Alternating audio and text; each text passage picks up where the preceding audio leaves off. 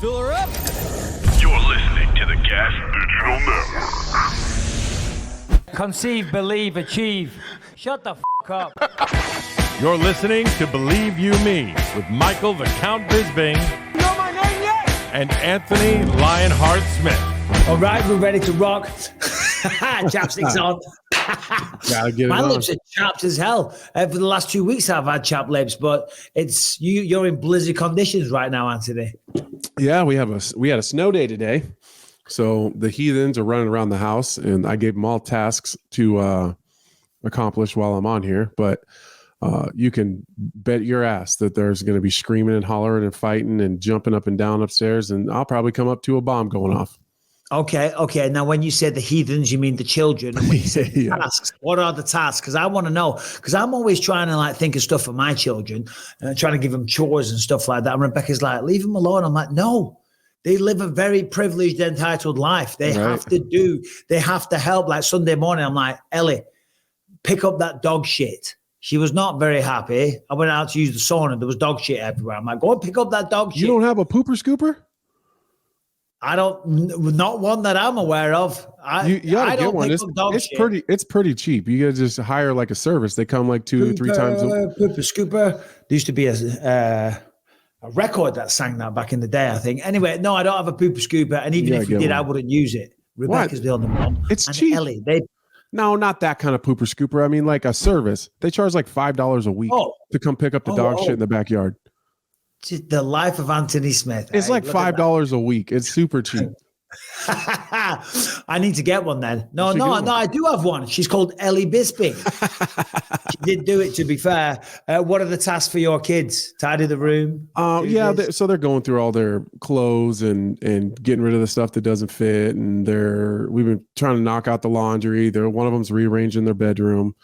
I got my 9-year-old's making me coffee right now. She's supposed to bring it to me. So we'll see how that goes. I'll see if it's even drinkable. Just stuff like that. And right now, while I'm down here, the baby is taking a nap. So the task is to do something quietly for a while. I see.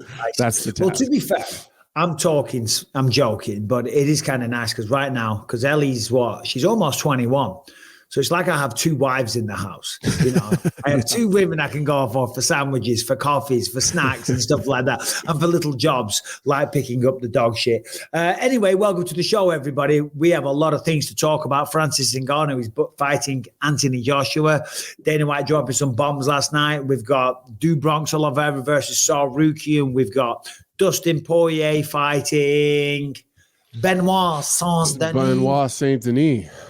We got other stuff to talk about. Harrington's put things in the news. We got MMA, we got non-MMA, and we have the #1 trivia show that you can ever watch. And I'll try and not cheat and not interrupt Anthony this time, but can't guarantee anything. Should we start with Ngannou, Mr. Smith? Yeah. What was your first thought when you seen it? My first thought was, well, it's a long thought. My first thought was, if you look at Jake Paul, right, going into boxing, and I'm not trying to rip on Jake Paul, but it's just what came to mind, picking off all these retired MMA guys and things like that. And there's Francis Ngannou boxing the #1 heavyweight on the planet, Tyson Fury, shocking the world, right? Coming up just short, but dropped him. I would say that he won a moral victory at least. And then you got a little lurker in the background. Oh, hey, nerd, come here. Hey, nerd. Here, hold this in your ear. Get over here. Who's this? Hey. Hello. He asked your name. What's your name? Avea. Pardon me? Avea. Yeah. Can you say hi, Michael? Hi, Michael. How does a beautiful girl like you have such an ugly father? Hey, say he's not ugly. He's not ugly. What did Santa bring you this year? He gave me clothes. Oh, that's good. It is nice. Good. All right. Beat it, nerd. Bye. Bye. Sorry. Oh, little cutie. No, of course, I saw someone sneaking in. Where was it? Yeah. He fought Tyson Fury. Now he's fighting Anthony Joshua. Unbelievable. Listen, he's going to get paid a tremendous amount of money, right? And a lot of people might say, well, I would do that for that amount of money, But geez Louise, that's impressive. Yeah. I thought I actually thought kind of you're thinking more the Ngannou route. I was thinking more the Anthony Joshua route, like the balls on that guy, because he just watched Tyson Fury go in there and struggle with a guy like Francis Ngannou, who's never boxed, who's never been a professional boxer, and get all this. And I'm sure he's seeing all the hype and the fan push behind Ngannou and kind of the I don't know, just the vision that he's brought to heavyweight boxing that maybe they've lacked a little bit recently after we got through the Tyson Fury, Deontay Wilder kind of mess. So I actually want to kind of tip my hat to Anthony Joshua a little bit, because he's been dropped, he's been hurt, he's been knocked out before. Francis Ngannou is still very much an unknown animal in there as far as boxing goes. So I think it's a big risk for him. And if you're Francis Ngannou, you've already fought the best heavyweight boxer potentially of all time. Anthony Joshua was not nearly as a heavy hitter as a lot of the other guys in the heavyweight division. And he's seen him hurt before. So I get it. I hats off to both guys. It's a big fight. We don't get this much in boxing though, where you get kind of this surprise, exciting matchup of two of the most popular, better guys in the world. You don't get that much in boxing. So I think that's pretty cool. Yeah, no, you're absolutely right, because AJ does deserve a lot of respect here, because as you say, you don't get that a lot in boxing.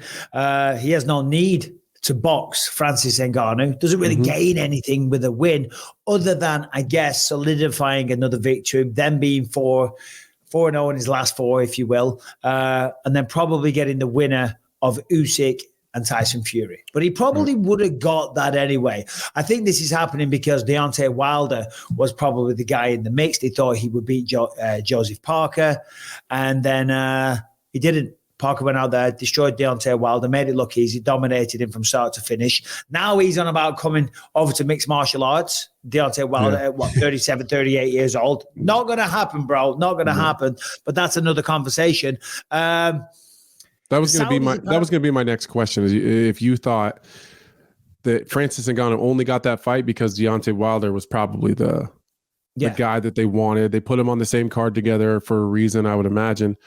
And Anthony Joshua is not necessarily known as a guy that takes a lot of risks. He manages his career. He very strategically, he does, he wants everything the way that he wants it. He has no problem being called a pussy or ducking fights. He wants to do it his way. So I think that was the big shocker for me. He's just kind of outside of his character a little bit. Yeah, no, he is meticulous when it comes to his career, and he handles it like a professional. He's very methodical. He doesn't take risks. Right. The story about Anthony Joshua was that the fire had gone out, lost twice to Usyk, got knocked out against Ruiz, didn't look himself. But this year he's had 3 big wins, and now he's going to fight Francis Ngannou. I think for Francis Ngannou, it's great because, for him, there's been a lot of questions answered. Can he compete with these boxers? Can he even land a glove? Can he take a shot from these guys? Does he have the stamina to go 10, 12 rounds? Does he have the ability to be able to maintain the power throughout that kind of period as well? These were all questions. These were all unknowns. Well, the answer to all of those questions were yes. We saw that when he fought Tyson Fury. Now, Tyson Fury, even though he swears blind that he did train for that fight, physically, he looked terrible. He did. He looked awful. He looked sloppy. His technique was crap. It was. Okay, yeah. He still beat Francis Ngannou. Still beat him, right? So he can't have been that bad. But compared to how we've seen him look in the past, right? Yeah, those Wilder fights were a different person. Completely different person. And the physique, listen, he's never been, he's never had a 6-pack or anything like that, but he looked heavy. Now, Anthony Joshua, he's not that guy. He's always ripped. He's always in shape. He's always training. I remember seeing it was one of his fights, and the next day he was on Instagram doing a recovery swim. And that always made me think, because when I was fighting the next day, I was either still going or I was laid in bed with a raging hangover. Do you know what I mean? I was trying to pull my ass out of bed before checkout. Anthony Joshua's there. He's having a recovery swim. Do you know what I mean? To get the lactic acid out of his shoulders. I thought if there ever was an athlete and a proper professional, that is that man.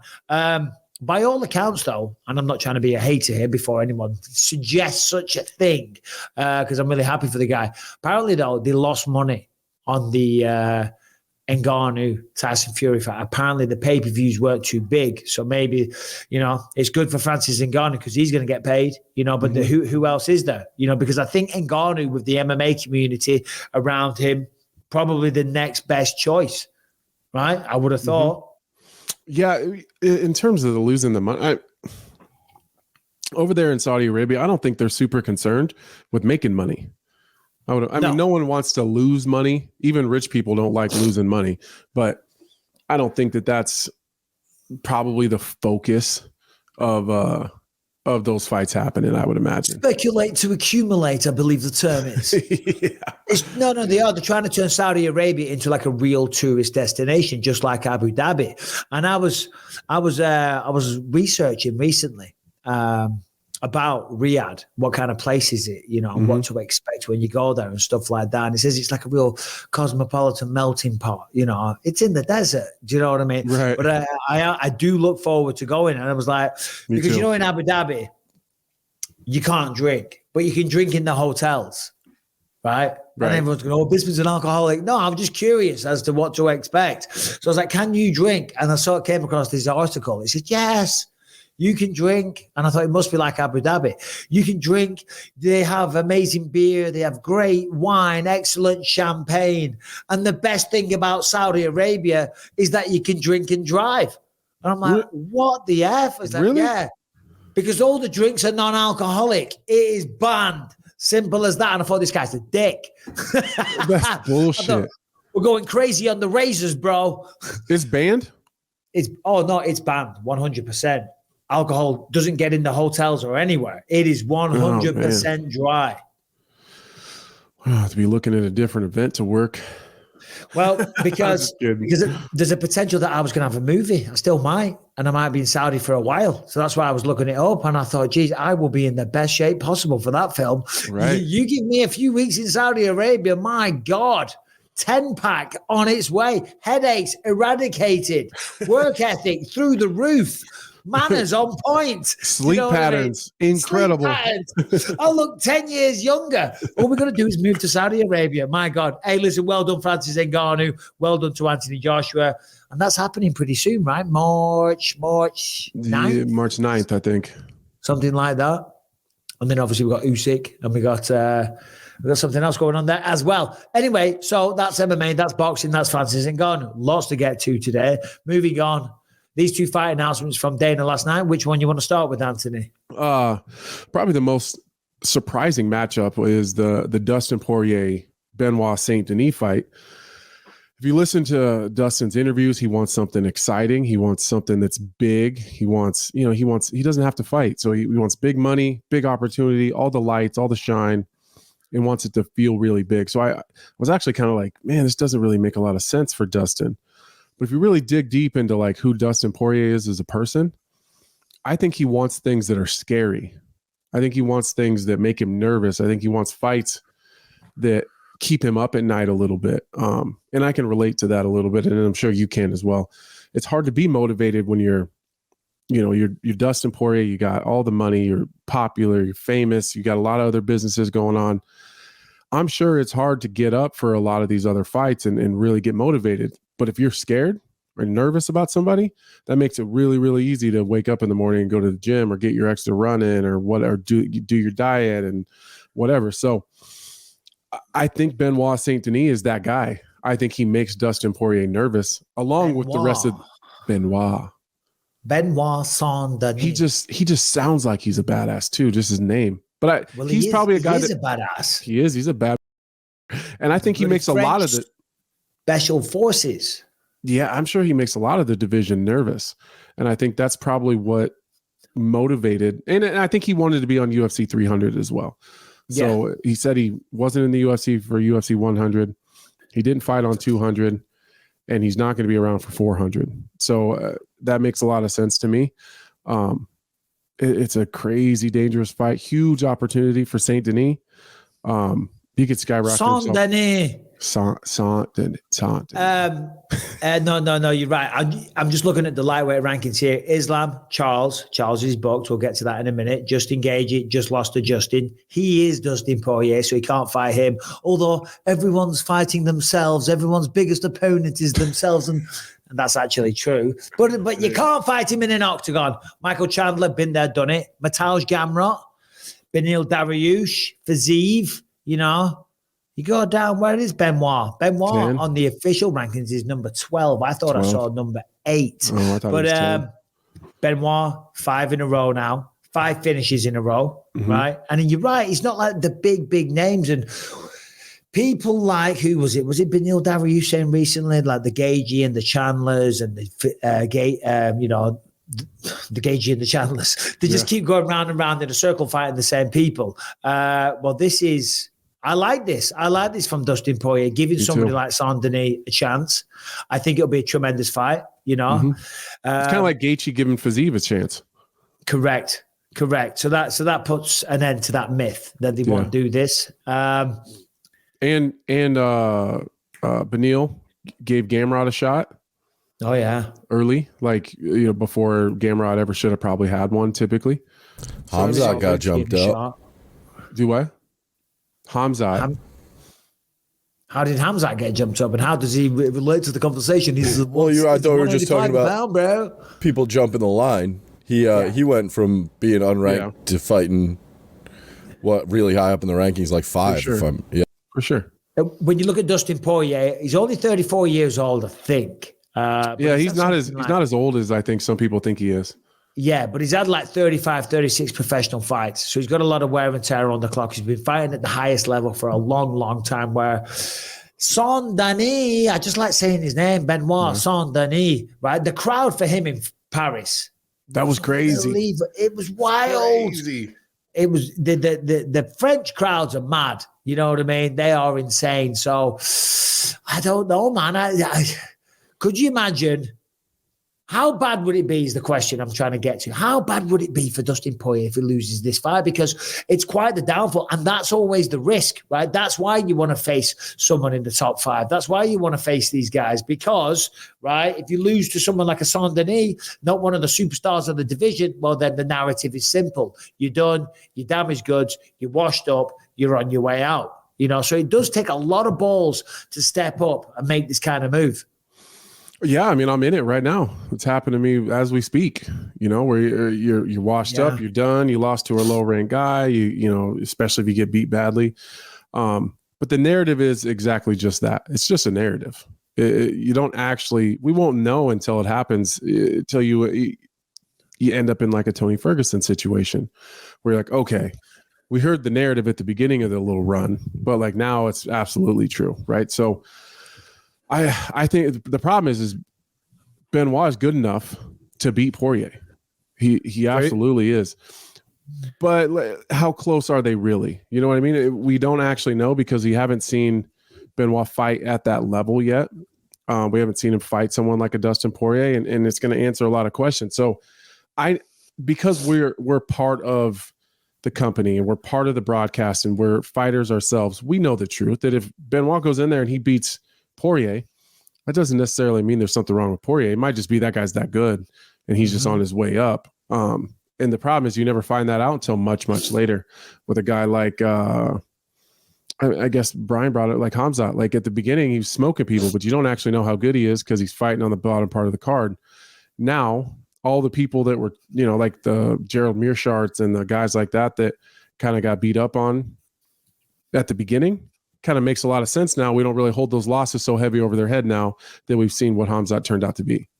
Well, as you said, there wouldn't be anything wrong with Dustin. You know what I mean? We know he's a great fighter. We know he's a fan favorite. We know he puts on dynamic, exciting fights against the best fighters on the planet. This is the question here. Is Benoit Saint-Denis in that conversation? Because it's a natural progression. 5-0, 5 stoppages, right? He's earned this position, to be fair. You know, I remember at MSG, the last one in November, I was talking to him. I sat next to him. Harrington was there right with me. And I said to him, you know, when he fired, he said, oh, nothing lined up yet, nothing lined up. But I didn't, just to echo your sentiment, I didn't expect this matchup. I don't know why, but you know what? It actually makes a lot of sense because we always talk about in the UFC, the best fight the best, which they do, which is incredible. And in boxing, you know, when somebody gets knocked out, they wouldn't go then and face, you know, I don't know, someone ranked 2 or 3, right? He did just get knocked out to Gagey pretty badly in round 2, at the start of round 2. It was a vicious head kick, you know, so this is a tough matchup, though. It's not like they're giving him an easy matchup. Right. Do you know what I mean? It's like, oh, well, you go find your Marjaw. There's a CM Punk. That is not this fight. This is like another top hungry contender that has earned the Dustin Poirier. This isn't Dustin Poirier deserves somebody ranked at number 10, 11, 12. No, this is Benoit Saint-Denis has earned Dustin Poirier. Right. But that said, it is a tough time for him to be facing him, getting knocked out, getting a little bit older, having the wear and tear. However, it ain't over till the fat lady sings. And as I said before, it's always your toughest opponent is yourself. Right. And just kind of lastly on this matchup for me, I think what happens when people see a guy that's been at the top for a while and he's always in that conversation, in that mix, and then maybe drops 1 or drops 2 or whatever. It's like he's regressing and he doesn't have it anymore. He's not that good. That's not always the case. It's not even a victim of circumstance at a lot of times. Sometimes you see a guy at his ceiling and he just stays at that ceiling for a really long time and he's just not continuing to get any better. Is Dustin Poirier going to get significantly better from now to the end of his career? I don't believe so. But I still believe he has the ability to beat anybody in the world on any given day in his weight class. Now, is he going to be as consistently at that level every single time he goes out there? Probably not. But it doesn't necessarily mean he's regressing. And maybe it just means he reached his peak of how good he's ever going to be. And the people that are coming up around him maybe sometimes can people have these spurts, these little jumps every once in a while where, you know, they're kind of down there a little bit and you can have the best performance of your life. And maybe that's just a tad higher than Dustin Poirier's consistent peak.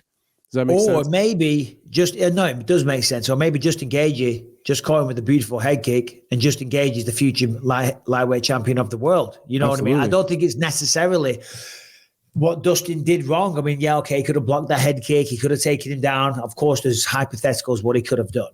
But he was fighting Justin Gagey. He got caught. You know, he's beaten Justin Gagey in the past. You know, you got to remember that as well. Right. You know, so I don't think it's a case of can he get better? Is he declining? You know, right. I think generally when it comes skill wise, I think human beings or fighters in general, we have a peak of where we can go. We have a peak on our max amount of ability, our max skill level in grappling, jiu-jitsu, you know, all based upon our independent skills. Like Israel Adesanya will be able to become a better striker than a Michael Chandler because of God-given abilities, height, length, reflexes, things like that. Maybe that wasn't the best example.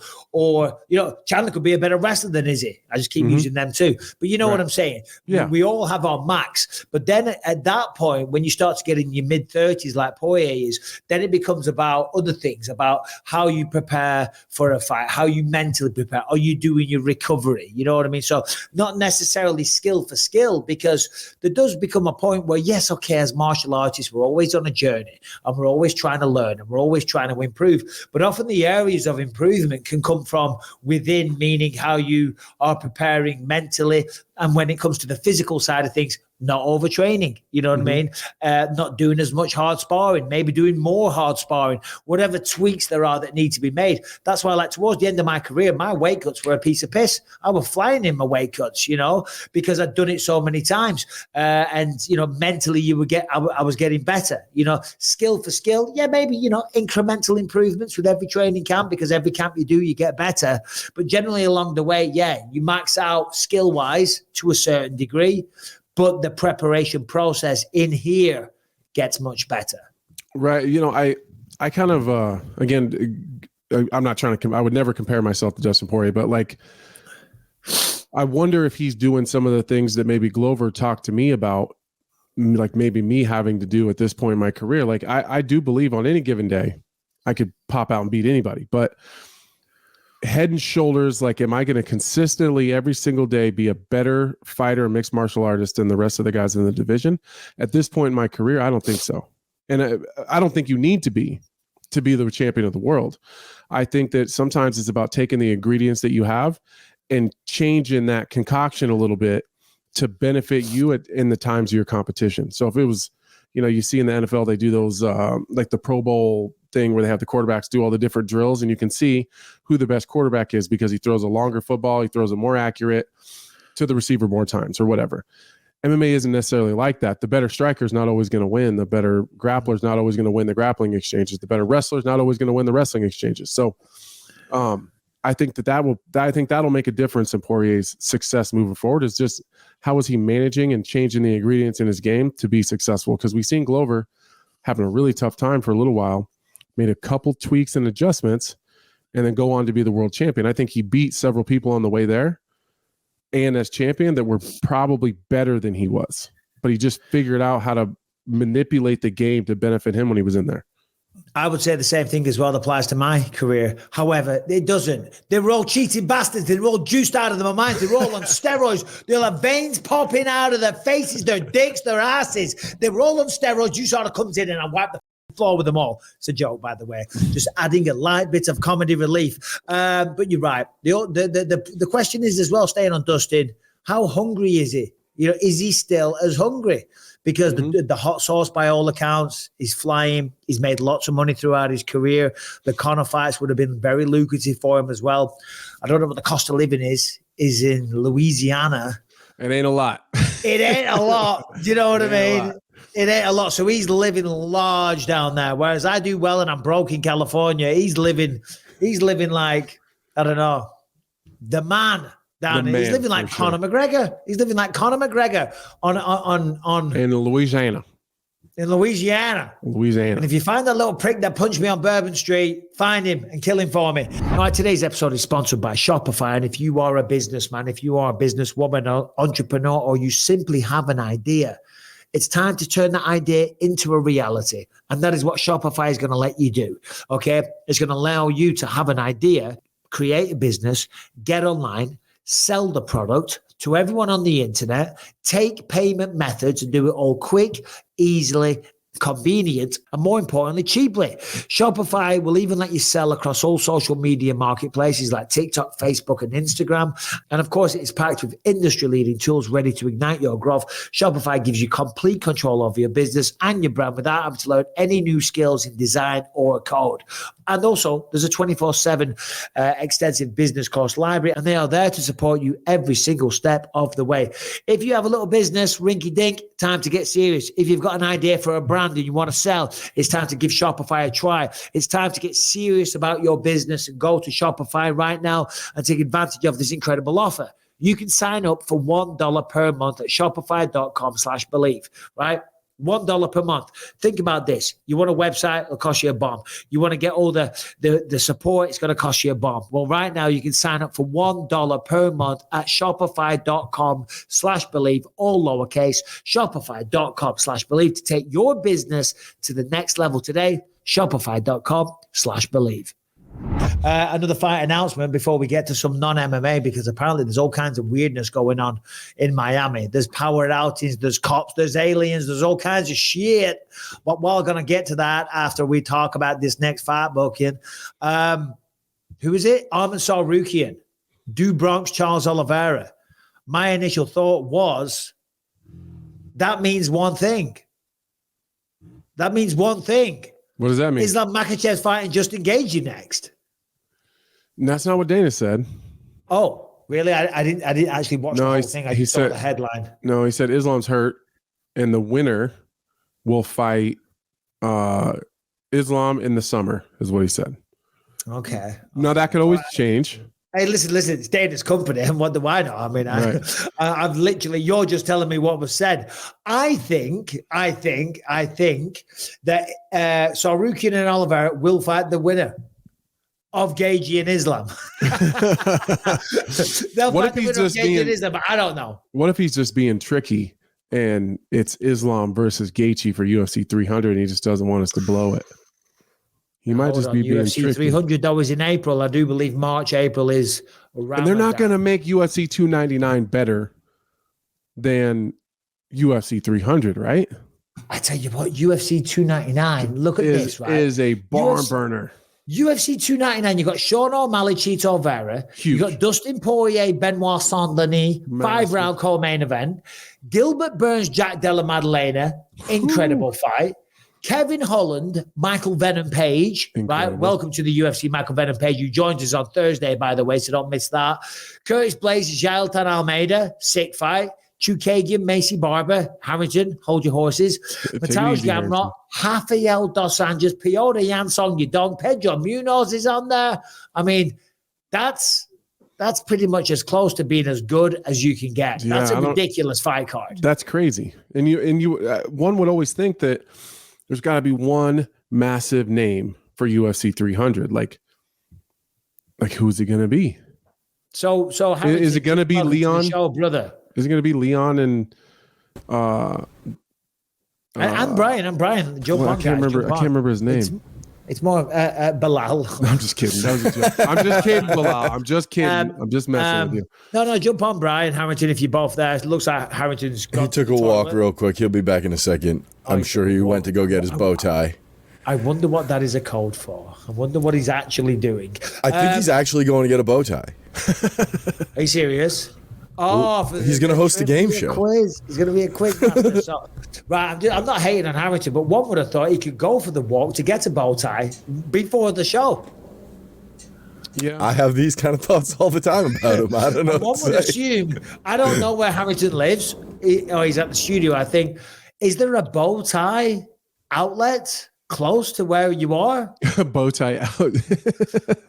What happened? We can find out where he is right now. Nothing. Harrison, you been bow tie shopping? I have not been bow tie shopping. No. I got something for you guys for the trivia competition today. But what do we know about UFC 300? Because we're just saying, or Anthony said it, and I agree. It's hard to imagine because UFC 299 in Miami is insane, right? How is UFC 300 going to top that? So what do we have so far? Supposedly, Bilal versus Leon. For 300. Yeah, that's the rumor. Yeah, we also have Bo Nickel is fighting Cody Brundage. Great fight. Great fight. And then go for the energy. No, Paulo Costa is on UFC 299, right? Yeah, No. as of right now, it looks like there's only the 4 fights booked. I have Bo Nickel, Cody Brundage, Calvin Kattar, Aljamain Sterling, Jiri Prohaska, Alexander Rakic, and Charlie Oliveira and Arman Saryukin. Well, this morning I did.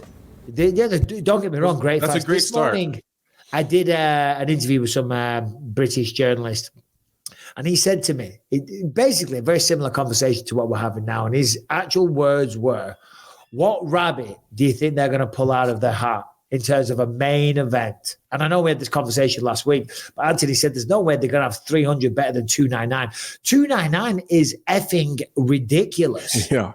So I was thinking that this morning when I looked at the full lineup for UFC 299. I think UFC 199 it was probably my favorite pay-per-view from that era, and that was right before 200 as well. So they do like to stack them before and after. But I mean, 200 was pretty fire, though. No, it was. And Harrington, the reason I did that is not because I was on 199 and became the champ. No, got to get that in there, though. Do you think they consciously go, right, okay, we've got the landmark event, let's stack it before? No, it's the way the cookies crumble. They're booking fights. They've got people. They've got injuries. They've got venues. They don't say, let's make 199. Or do you think they do, actually? You don't think they save some fights for the big pay-per-views where like they could have booked it maybe a month or two earlier, but they're like, let's save it for the big one. I'm sure they do that for sure. I got a good point here. Go ahead. They saved the landmark announcement for UFC 200 for the middle of UFC 199 because they expected every eye that would ever possibly buy 200 to already be on 199. And is that when Ariel Helwani got thrown out of the arena because he broke Brock Lesnar versus Mark Hunt? Yep. Yeah. What if I'm on my Brian train right now? Like, what if there is That's being a on little everybody. being a little bit of a conspiracy theorist here. What if there's some smoke and mirrors going on and like out of nowhere it's Conor McGregor versus Michael Chandler at 300 and they've just been messing with us this whole time? I wouldn't put it past them. That would be crazy. Although, is that not? It's kind of with the whole, maybe Yeah. that was not the 185 thing, because Conor is training, right? According to social media and everything, what I'm hearing, he's training right Well, now. he's getting ready. like trying to make you believe that he's not by all his little Instagram posts. Did you see the timeline thing? No. I almost pissed myself. I was laughing so hard. He posted it on his Instagram. It was like on a story. It was like 6 a.m. It's like Michael Chandler on one side, Conor on the other, and like on Michael Chandler's no, like I did 6 a.m. see that. wake up, 8 a.m. first workout. Like Conor's is like wake up at 11, yacht blowjob at noon. That is funny. To be fair, bring that up, Brian. That you might be onto something there, Anthony. I mean, far be it from us to blow it. Do you know what I mean? Mhm. But, I know. yeah. Now I hope I'm not right. yeah, because we're all fired. We're getting the Helwani treatment. Yeah, we can't have that. The question That'd is, be which one of us is going to cry? very cool.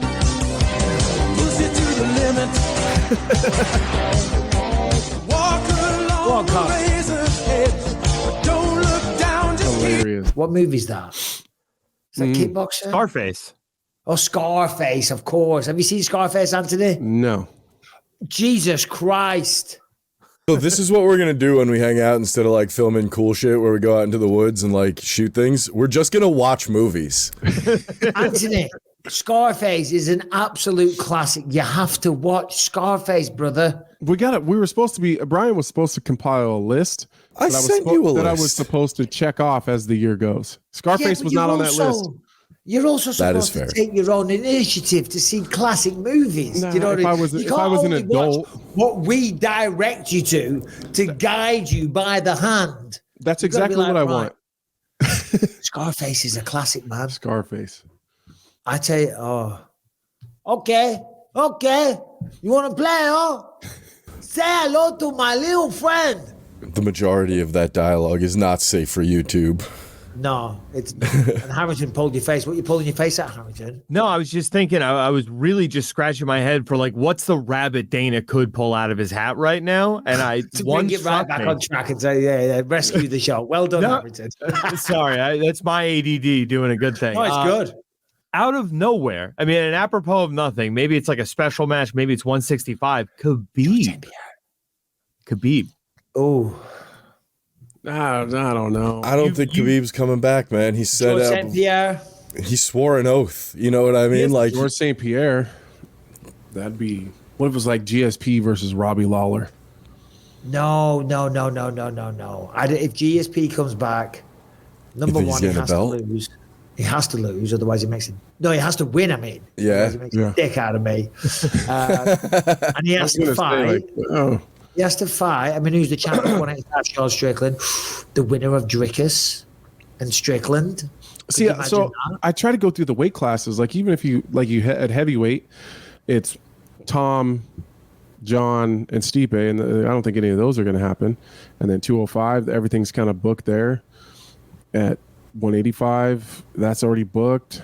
It's only the 170 title. 155 doesn't sound like it's happening. 145. That's No, already I know. booked. I'm with you. Like, I'm with you. I It's can't Jose think of a Aldo rabbit. versus Alex Portan Pereira. Nobody wants to see. We haven't even talked about Saruki and Bronx Oliveira. Oh yeah. Actually, everything I thought about when I seen that matchup was the things we're talking about right now.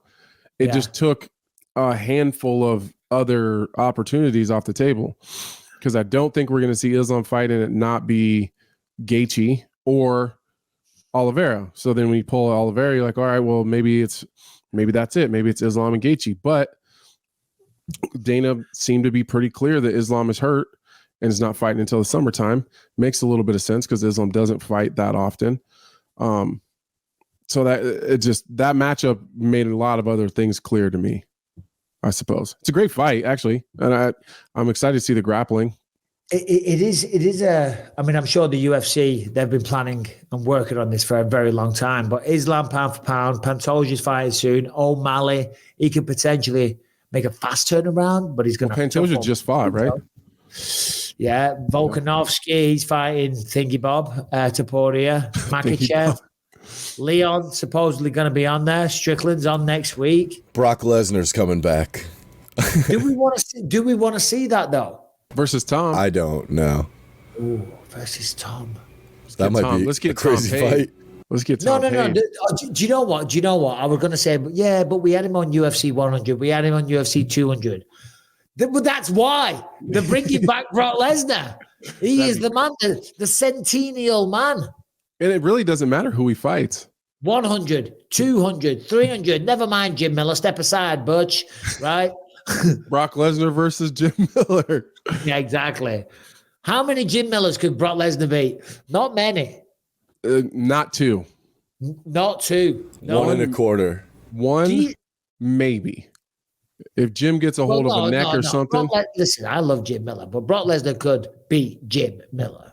Maybe. That's what, I think that's a 50-50. If Brock Lesnar lands big, Jim Miller goes to sleep and dies. You're going to take $50,000 on your bank account. You're going to bet it on Jim Miller or Brock Lesnar. You're putting it on Brock Lesnar all day long. I'm not sure I would. You're out of your mind. And listen, I love Jim Miller. And maybe I have so much love for Jim Miller that I can't imagine him not catching Brock Lesnar in a submission. That guy's nasty on the ground. On the street. Definitely Jim Miller on the street. Oh, my God, you are out of your mind. In an MMA fight? Yes, well, no. Two Jim Millers, Jim Miller and Dan Miller. Two brothers, the Miller brothers. That's a bloodbath. That's a bloodbath. They smoke Brock. They smoke Brock. UFC 300. Tag team. How many? Okay, here's a good question. How many Brandon Royvales would it take to beat Brock Lesnar in a fight? I don't know, but it'd be a really spazzy, crazy octagon to watch. You wouldn't know where to look. And with one eye, I'd be Brandon Royval would be spinning around everywhere. Referees would be getting knocked out. Cutmen would be getting elbowed. The ring card girls are going to get smashed to pieces as well because Royval is a mental patient. Jim Miller. Like five Brandon Royvales and 2 referees probably. How old is Brock Lesnar now, though? Because he can't keep coming back every few years. Because he was meant to come back to DC, right? If I had to guess, 46 or 47? Right. Maybe. So that's getting old. Harrington said 46. 46. Yeah. What about Dwayne The Rock Johnson versus The Rock? Sorry. Dwayne Johnson versus Brock. I would love that. I bet you would. We'd break the internet. I like the old wrestlers. New ones, not so much. Hulk Hogan. Anyway, all right. So it remains to be seen. What we're saying is we don't know. we don't know. We have no idea. But we don't have any ideas on this next subject either. Harrington sent this over last night. I saw a video on Twitter about this. It does look very weird. I thought Donald Trump posted it. It wasn't Donald Trump. It was Donald Trump News. So you can't believe any of that. But there were some crazy things in the sky, and there's been a lot of madness happening around the city of Miami. I'm filling time here because as I'm filling, I should expect Harrington to magically appear. And he did. Harrington, take the floor because I don't even know all the ins and outs. Yeah, so it's a couple weird things. You're very low. I'm very low. Oh, okay. You're very low. All right. Fixing that now. So there was a couple things out of Miami. First, over the weekend, there was a police were called to a mall that was completely shut down. And they, a lot of people on the scene reported seeing aliens. Right. You look here. Okay, so this is the response from the police. This is what. No. Hold on. Before you press play, and then stop. Before you press play, when we came on, when I signed on the show, you guys were talking about this, and you did a great job of laying it out. Right? Imagine that I'm a viewer that knows nothing of this. Right? You're not laying it out quite as well as what you did before. I'm not giving shit, everyone. I'm trying to help the viewing experience. Okay, Brian, step in. Okay, so on January 1st, I believe this happened. there was a huge police response in this mall in Miami. I'm just going to play this without sound because it is obnoxious and just sirens. But it's just a huge police response. And what they said it was for a bunch of kids fighting in the mall, fighting with fireworks and sticks. But this seems like a lot.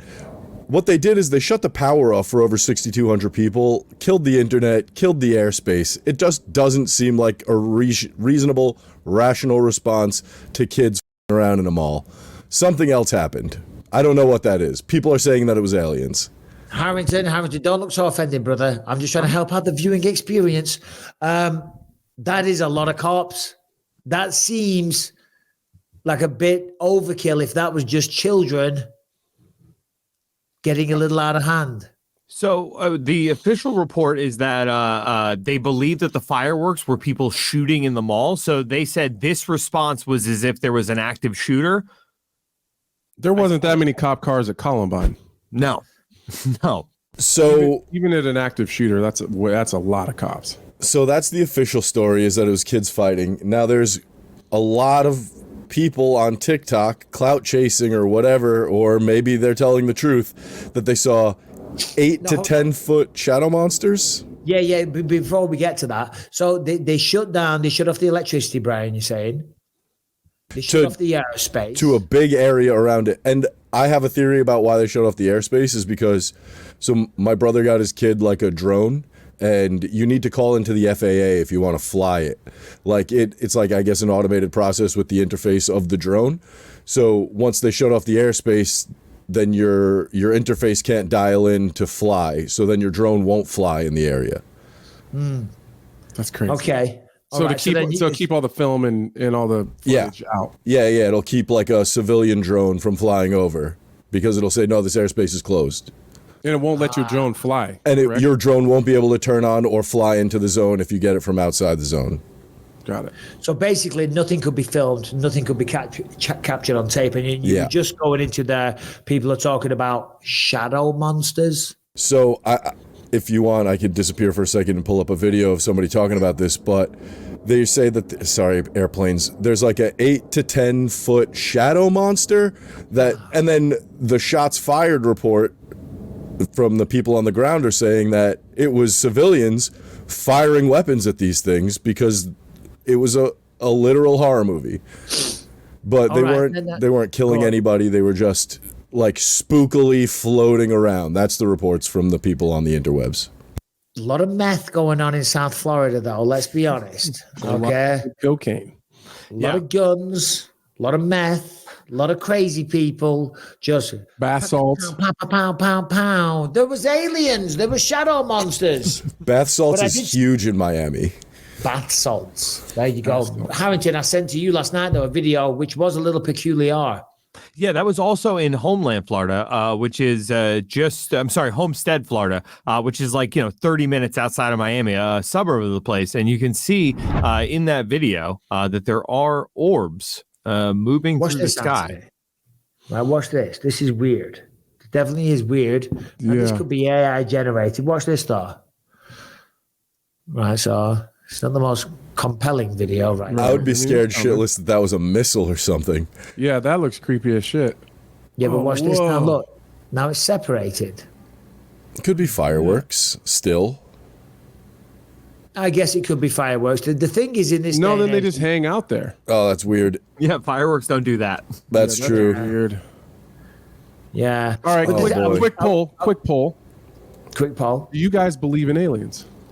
Well, I was just going to say, before we move on to that, look, they are just hovering there. With AI these days, though, and not just with AI, there's certainly the ability to do this, but it's easier now than ever. Mm-hmm. You know what I mean? To kind of fake these kind of videos. Do you know what I'm saying?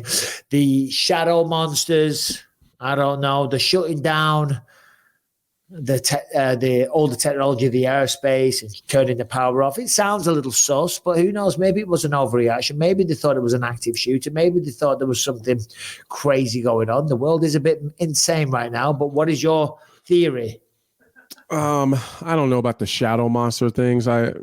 I absolutely believe that there's another like life form out there somewhere. Like I definitely believe there's something else out there. I don't know if it's your like quote unquote aliens with the big head and the weird eyes. I don't know what they are, but I think there's absolutely something. I don't know that they would have been hidden this long and not shown themselves to just pop up in Miami, smoke some bath salts and climb up buildings and shit. I feel like they're smarter than that. But I also don't believe I found myself going down this rabbit hole. Like it's getting dangerous. Closer. I'm getting closer and closer to Brian every day. Like I just don't. It's called brain damage, bro. That's a fact. CTE. Maybe that's you're one of us, brother. Finally, got me. I don't believe anything, and I'm not trying to get us thrown off of YouTube here, but the deeper I read into this Epstein thing, the more it connects to everything else and the rest of the world their government being super. Yes, it does. Well, go on, Brian. The whole thing's crazy. So I just don't believe what we're being told as like I used to. Like, oh, okay, they said it was just a bunch of kids, and it was just a little bit of maybe it was an overreaction. Like, okay. Like I think in the past I would have believed that. Now I'm like, I don't know. I don't believe anything you motherfuckers say. Yeah, well, certainly since COVID times, right? We've learned that the government are just. I mean, I was generally didn't concern myself with too much stuff, and I was like, whatever, I'm just living my life. But I think if COVID taught us nothing else, that you can't trust a damn word that the government tells you generally these days. I forgot where I was going to go there, but I was going to say something else. What did you say a minute ago? You talking about aliens or something? I'm thinking about my next point. I just went, just edit this bit out because I'm talking about the CTEs hitting hard. Well, Anthony sent me a video. Oh, sorry. No, go ahead. You're good. I was just going to say, Anthony sent me a video the other day where it was something incredible and like weird. And I was like, I saw it and I was like, holy shit, how is this on the internet? And then I was like, this might be CG. You remember? Yeah, no. So sorry, I apologize just for a minute there because we've got about 5 different things going on. It's not easy, bro. You mentioned Jeffrey Epstein. We're talking about the government lying to you and all the rest of it. It was the Jeffrey Epstein thing because obviously the lists have all come out and all the rest of it. And I was thinking about this the other day because you can't turn the news on without it. You know, you certainly can't go on Twitter or look at Jake Shields' page without reference to lots of madness. Jake Shields a mad one on Twitter, that's for sure. I love it. So, do you know, like this, and by the way, I am not making any kind of excuses for any kind of people, right? But just because you went to Jeffrey Epstein's island doesn't mean, take that look off your face. No, this is true though, right? Because if you went to Epstein's island. I don't know, Mike. I don't know, Mike. No, this is true. This is true. Like, he's an elite liberal Democrat. We're getting in trouble. No. Just because you went to Epstein's island, that's like saying that every person, because sadly, in this day and age, there's a lot of sexual deviants and child molesters, and there's a lot of nasty shit goes on. And they're everywhere, right? All over the world. That's like saying every pedophile, every rapist, anyone that was a friend with that person, anyone that went round to their house is also guilty of the same things. Maybe not guilty, but you have to. Now there is now a suspect light. You know what I'm saying? On their friends, you see the angle I'm going down, though. Yeah. You know, I don't think Stephen Hawking. I don't know, man. I don't know. I honestly don't know. His wife divorced him for cheating on her. Oh, really? Yeah. The man got around. Have you seen Bobby Lee and the guy he does the podcast with talk about like they pretend that they're Stephen Hawking at Epstein's island? Dude, Andrew Santino is one of the funniest people. The funniest ever. thing I've ever seen. Yeah. You guys have to just look it up and check it out. I went on his podcast a couple of times. We had a great time. He is hilarious. I haven't seen that. All right. Well, who's some of the other surprising ones? I mean, Michael Jackson. That's weird. Yeah. I mean, not weird. It's not weird. It's not weird. Yeah. Was he on the list? I'm assuming he was on the list, right? Yeah. At this point now, though, with the new documents that have come out, turns out that the Schmlintons are. I don't know anything. I do not have evidence or nothing. Please, I'm also not suicidal. Just before this all ends, I just want everyone to know. I am also not suicidal. Just get out there for the record. Yeah. I do not want to kill myself. I just want everyone to know that. Before we talk about the Clintons. So look into it. Who was it who said that recently, though? Someone came out, or was it just something I saw on social media? It's kind of a meme now when people talk about the Clintons, where they just who? Wait, what? The Schmlintons. The Schmlintons. Yeah, wow. Well, it's just like, people say something and they'll be like, I do not want to kill myself, and it's just like, oh, well. Tate said that right before jail, too. And it's like, they ain't coming for you, bro. Knock it off. It might. So, I've got a question for you. Talking about all this madness in Miami, talking about people running around with fireworks and all that type of stuff. Mm-hmm. Did you see Sean Strickland running around with fireworks and Nina Drama? They had a little firework fight out in the desert, it looked like. Who's Nina Drama? Nina. I think she calls herself Nina Drama. No. She interviews all the fighters. Have you ever been? Oh, she does. She does those. Yeah, she does those like TikTok videos and. Yeah, it's Nina Marielle or something. I know you're talking about. It's Nina Drama. She's a nice girl, Nina Drama. She put a video with Sean Strickland. They're running around the desert. Most people have helmets on, motorcycle helmets and stuff like that, and they're having a firework fight. Sean Strickland's running around shirtless because he's always shirtless. And we got any sound for this guy? What's he?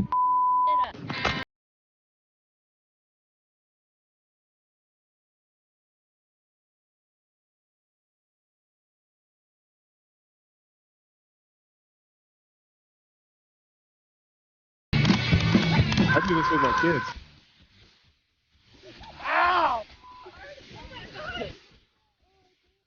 All right, so we get the idea. We used to get the mill bottles, old mill bottles, and put them in and do it with the neighbors when we were kids. My dad used to. That was my dad instigating that. But that's. I'm not talking about the shock of them having a bit of fun with fireworks. A lot of people get their hands blown off every year, so be careful with the fireworks. They're not toys, ladies and gentlemen.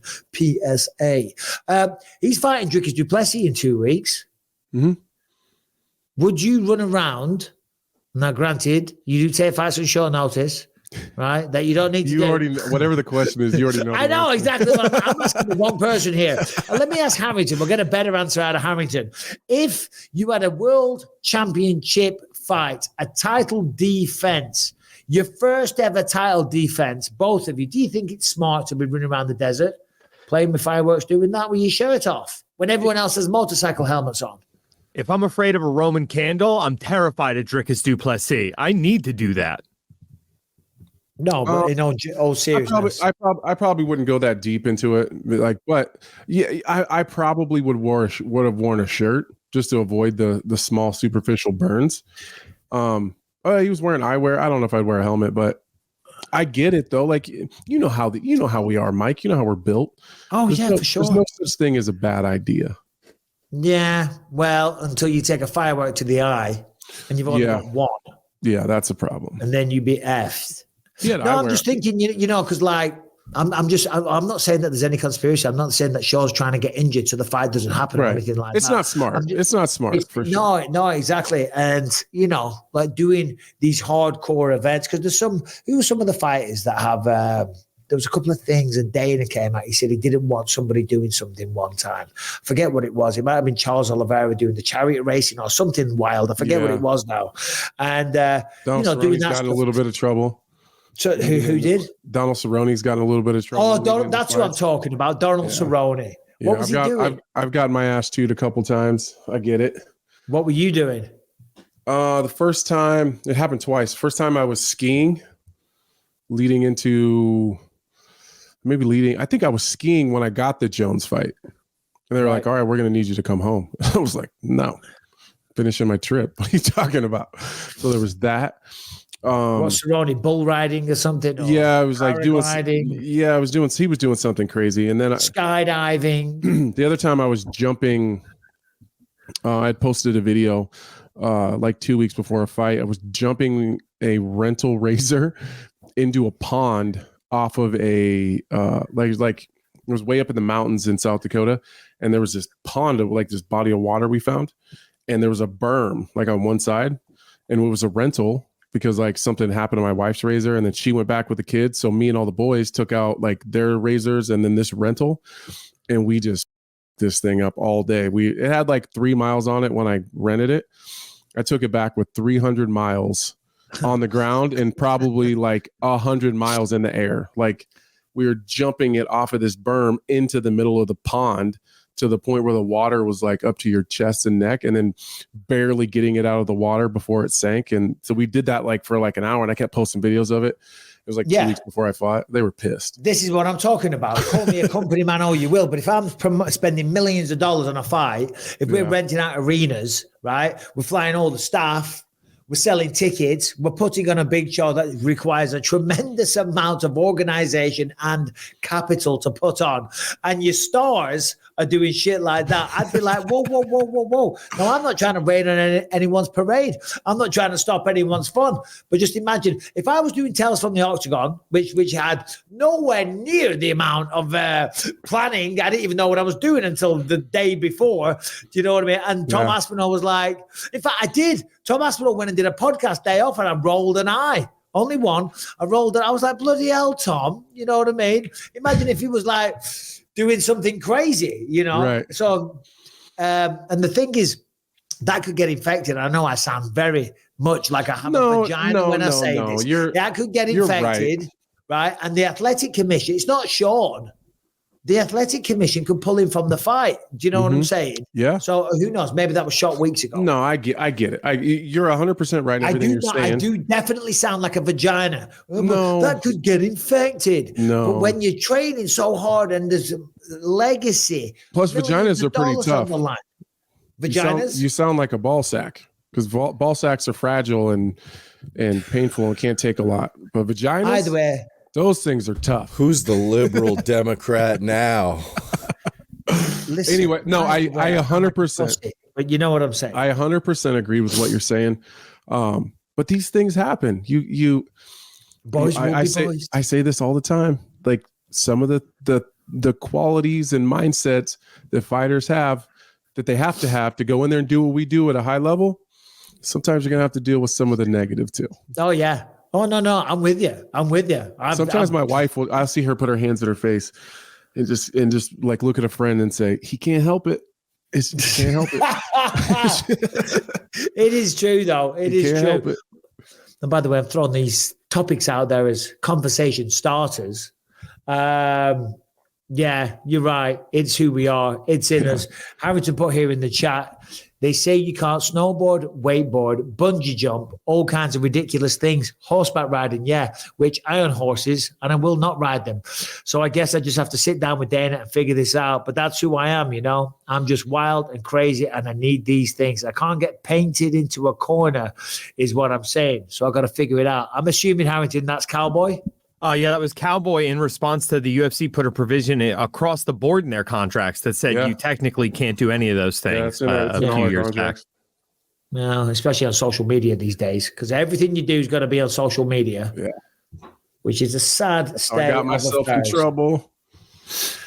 Masvidal, Ben Askren. We talked about Masvidal coming back. Ben Askren says if Dana called me, he'd come out of retirement right now.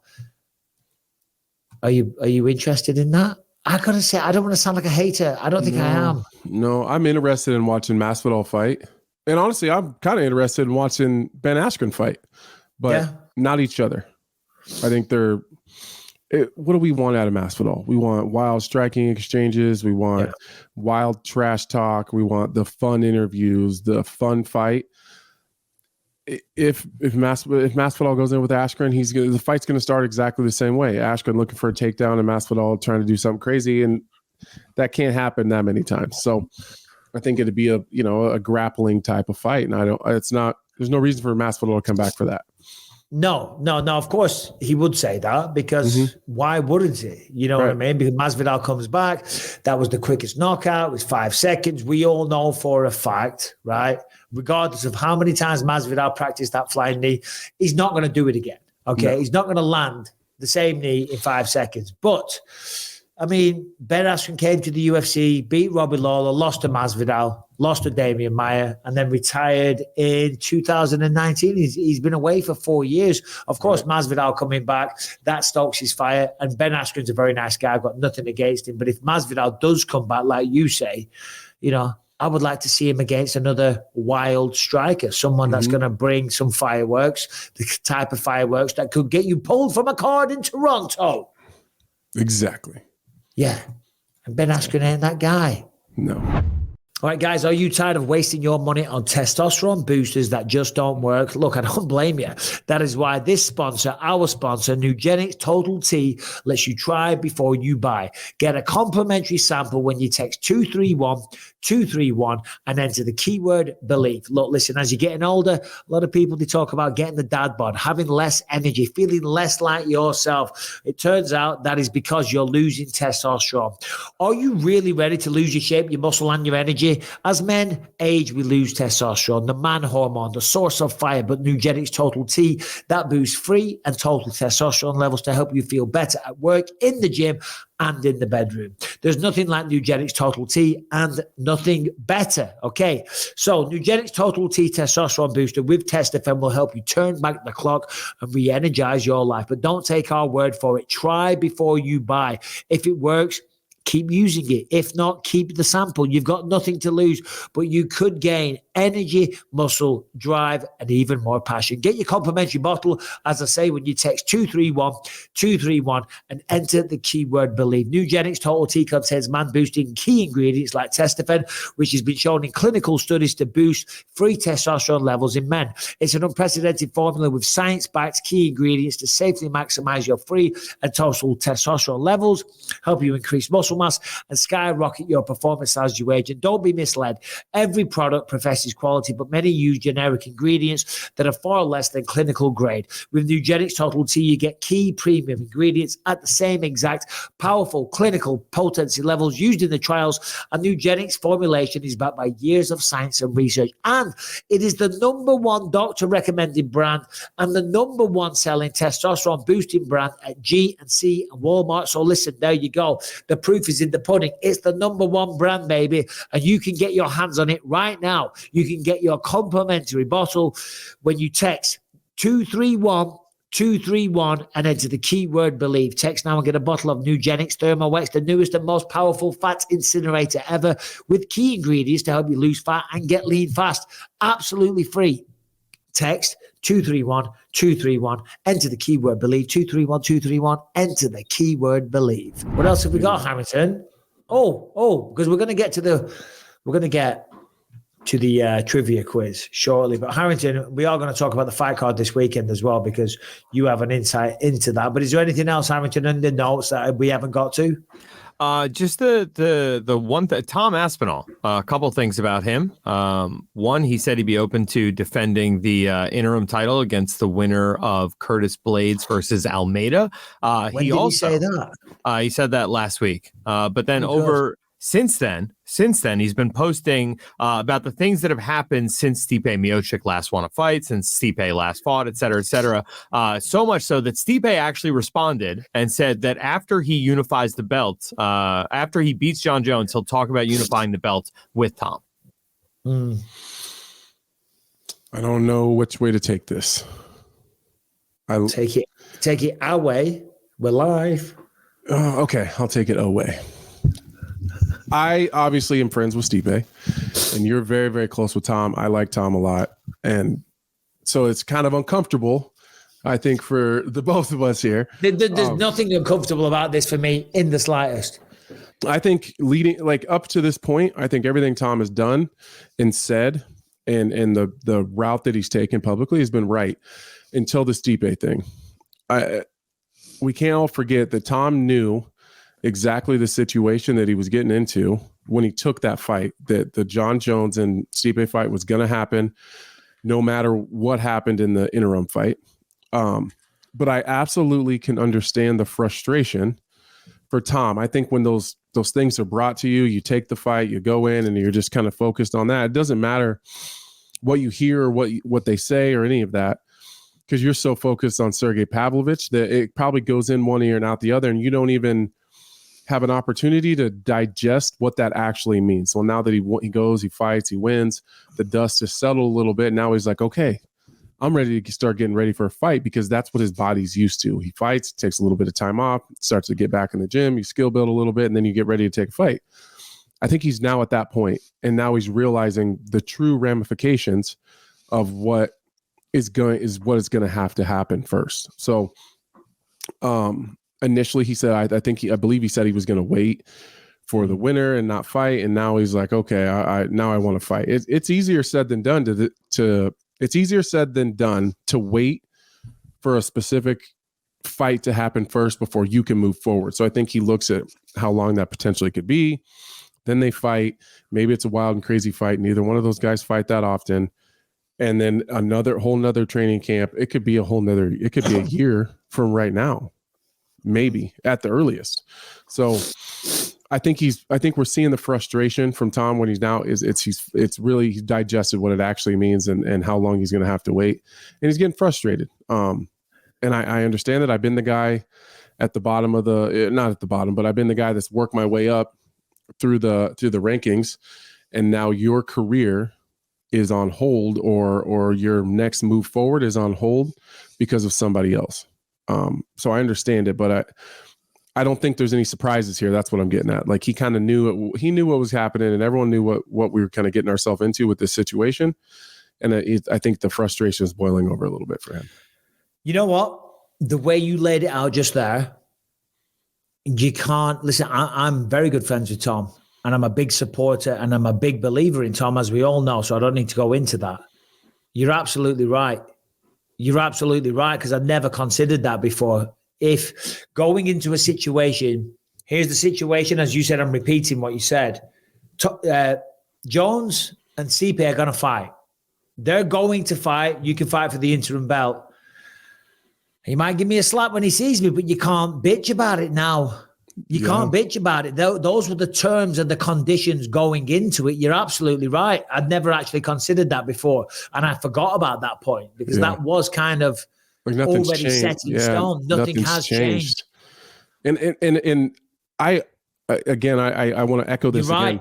I'm going to get a shitty message off Tom. No, I feel for him.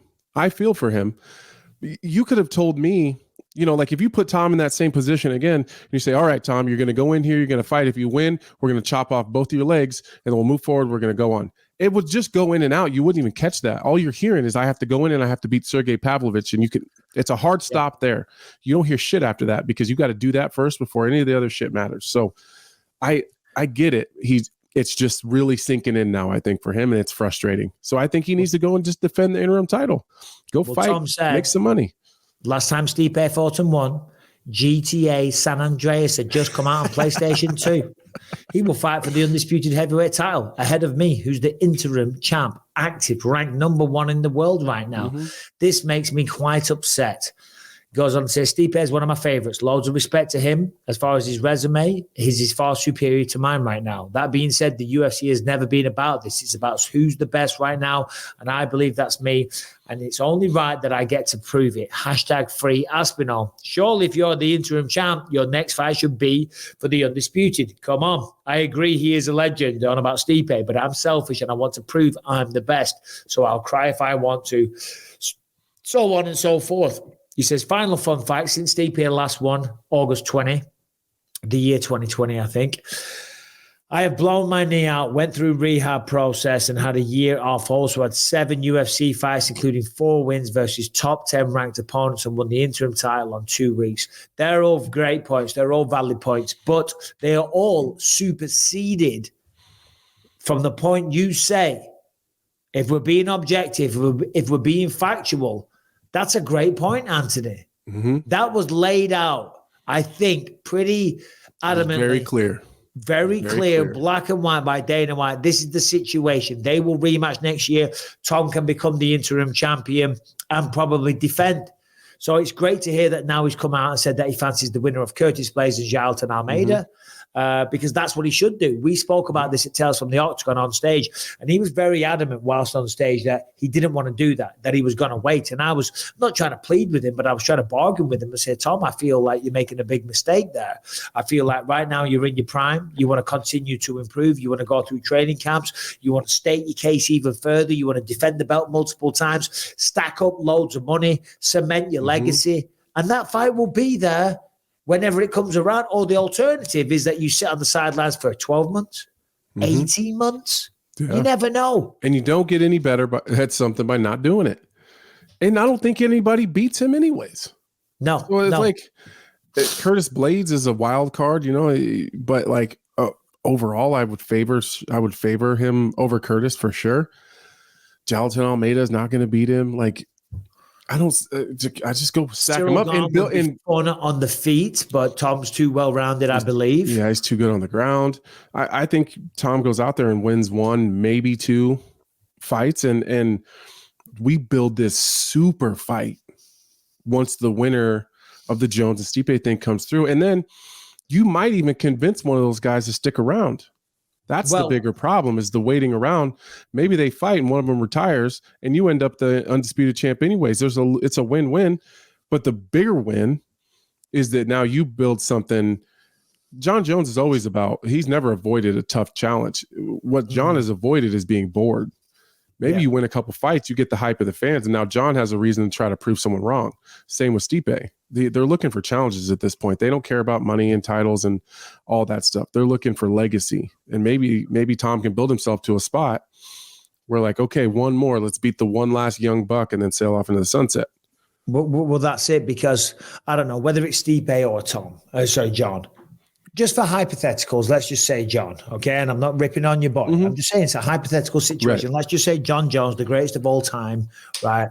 He's still the heavyweight champ in, let's hypothetically say, 14 months' time from now. The fight goes down, right? It happens. Or even 12 months from now, regardless, right? So Jones is there. In the meantime, Tom's there. He's the champ. If in the meantime he has defended the belt 2 times, 3 times, we've now got a guy with the same amount of defenses thereabouts as Stipe Miocic, which made him the greatest heavyweight of all time.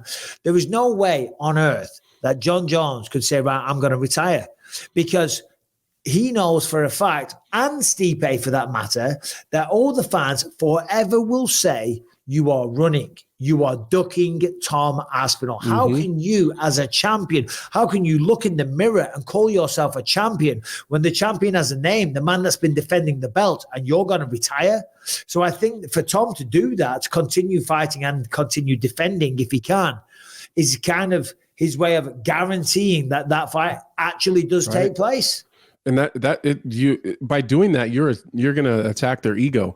Nothing Tom can say in an interview or with a microphone in front of him is going to convince either one of those guys to stay. It's going to be what he does and what everyone else says about him. That's essentially what you're saying. Like, he's got to give them a reason in fighting and defending and saying their name saying their name with a microphone in front of you in the middle of the octagon after a title defense. That matters. The interviews and stuff isn't going to get, because Stipe doesn't care, and neither is John. So when Jones withdrew and there was the big announcement, and it was Tom stepping in against Sergey Pavlovich, and the fight was going to be delayed. I don't recall it at the time because I was in Vegas. I think I was working Power Slap or something. Dana would have done one of those little videos. He would have done one of those little videos, right? Yeah. If I was Stipe or John, I'd just pull that video and say, "What are you talking about, bro?" And I'm not ripping on Tom because we all know I'm good friends. I'd say, shut the up. You got that opportunity because we got injured, right? Yeah. Okay. We're going to settle our business and we'll fight. Shit. Sorry, Tom, but it's true. Come on. You had an idea. It has nothing to do with this conversation. Yes. Good. Guess who gets to be a guest body catcher Super Bowl weekend? Oh, you mean at Power Slap? Yeah. You brought up Power Slap. I'm going to be there. My arms are getting me and Forrest Griffin. I'm catching bodies. I don't even know if I was supposed to tell anybody. Is that the new nickname? Lionheart's out the window. Anthony the body catcher Smith. Catching bodies. Yeah. Catching bodies. Anyways, that reminded me. Yeah. Yeah. Well, good. I'll see you there. Are you working? I'm working. I am the power slap commentator. Anyone comes for that job, I'll kill them. Oh, yeah. Are you working the fights that weekend too? No. Oh, I'm working the fights. Hold on. Is that UFC 300? No, it's a fight night at Apex. I wish I was. February 10th. I love a double bubble. Yeah, right. One travel for 2 checks. God damn. There's fights that weekend, is there? Hold on. What is the date? February 10th, I think. Hold on. Let me look. I think the Super Bowl is the 11th, maybe. I don't know. Maybe I am. Shit. Hold on. Slap is the 9th. Yeah. I've got slap as the 10th. What is that on the 10th? I've got something on the 10th. Lunar New Year. I wish Apple would stop doing that. I know. It pisses me off. I don't care about Lunar New Year. I just look at my thing. There's a little dot there, and I think, I've got something. Oh, I got something that day. When is my commentary, though? I've got a couple in. What's that? Groundhog Day. Jesus Christ. I'm sure have I only got one in Feb? I'm sure I had two. Oh, we got a little dot here. Commentary. Ooh. Go on. On the 24th, I'm going to Baby Shark at 10 a.m. with the baby. Well, it's Ash Wednesday on February the 14th. Mark Wahlberg will be going mental on social media. President's Day, February 19th. These are all big dates in my calendar. These are big dates. Oh, right. I do. We don't have anything. Oh God, I'm sure I had two in Feb. I do have two in February. I know for a fact. I just haven't put them in my bloody calendar. All right. Well, you need to do that, Mike. I know. I never do. And then I drive the UFC crazy because I'm like, so when am I commentating again? They're like, Mike, put it in your calendar. Anyway, we've been waffling on for quite some time. It is now time for me to annoy everybody and you because it is the 2024 MMA Trivia Quiz of the Year, where people's knowledge on the greatest sport known to man, no man alive, could take my title. Because last year I was the winner. Didn't you cheat? Fact. Didn't you cheat? I didn't cheat. I won. There was no cheat. We had the gaming commission here making sure nobody cheated, Anthony. We had an official adjudicator. Okay. So adjudicator. I'm not saying we had a Jew dictator. Okay. We had an adjudicator. So Mike Harrington left, but in his stead we have Don Herringbone. Oh. Yes. There it is. Okay. That's quite the jacket. That is quite the jacket. You couldn't have shaved your chest, though? Don? No. I needed that. Absolutely. Don Herringbone. It's very 70s. It really is. Don Herringbone. It's pleasure. No, you're the quiz master. This is your show, Harrington. Imagine this is your audition, right, for hosting Wheel of Fortune or whatever it is, okay? That's how I want you to treat this, okay? So, 3, 2, 1. We're live, baby. Ladies and gentlemen, welcome to the greatest trivia show on planet Earth, UTC, the Ultimate Trivia Challenge, starring Anthony Lionheart Smith and Michael the Count Bisping. Gentlemen, you know how this one goes. We have 4 questions per category. I'm going to go 1 and 1. If one guy cannot get it right, the other has a chance to steal. At the end of every category, I have a list. You guys are going to have to go tit for tat, back and forth, naming names. Last one to name a name loses the point. Hold on. I want to know some small talk from Anthony. What does he like to do in his spare time?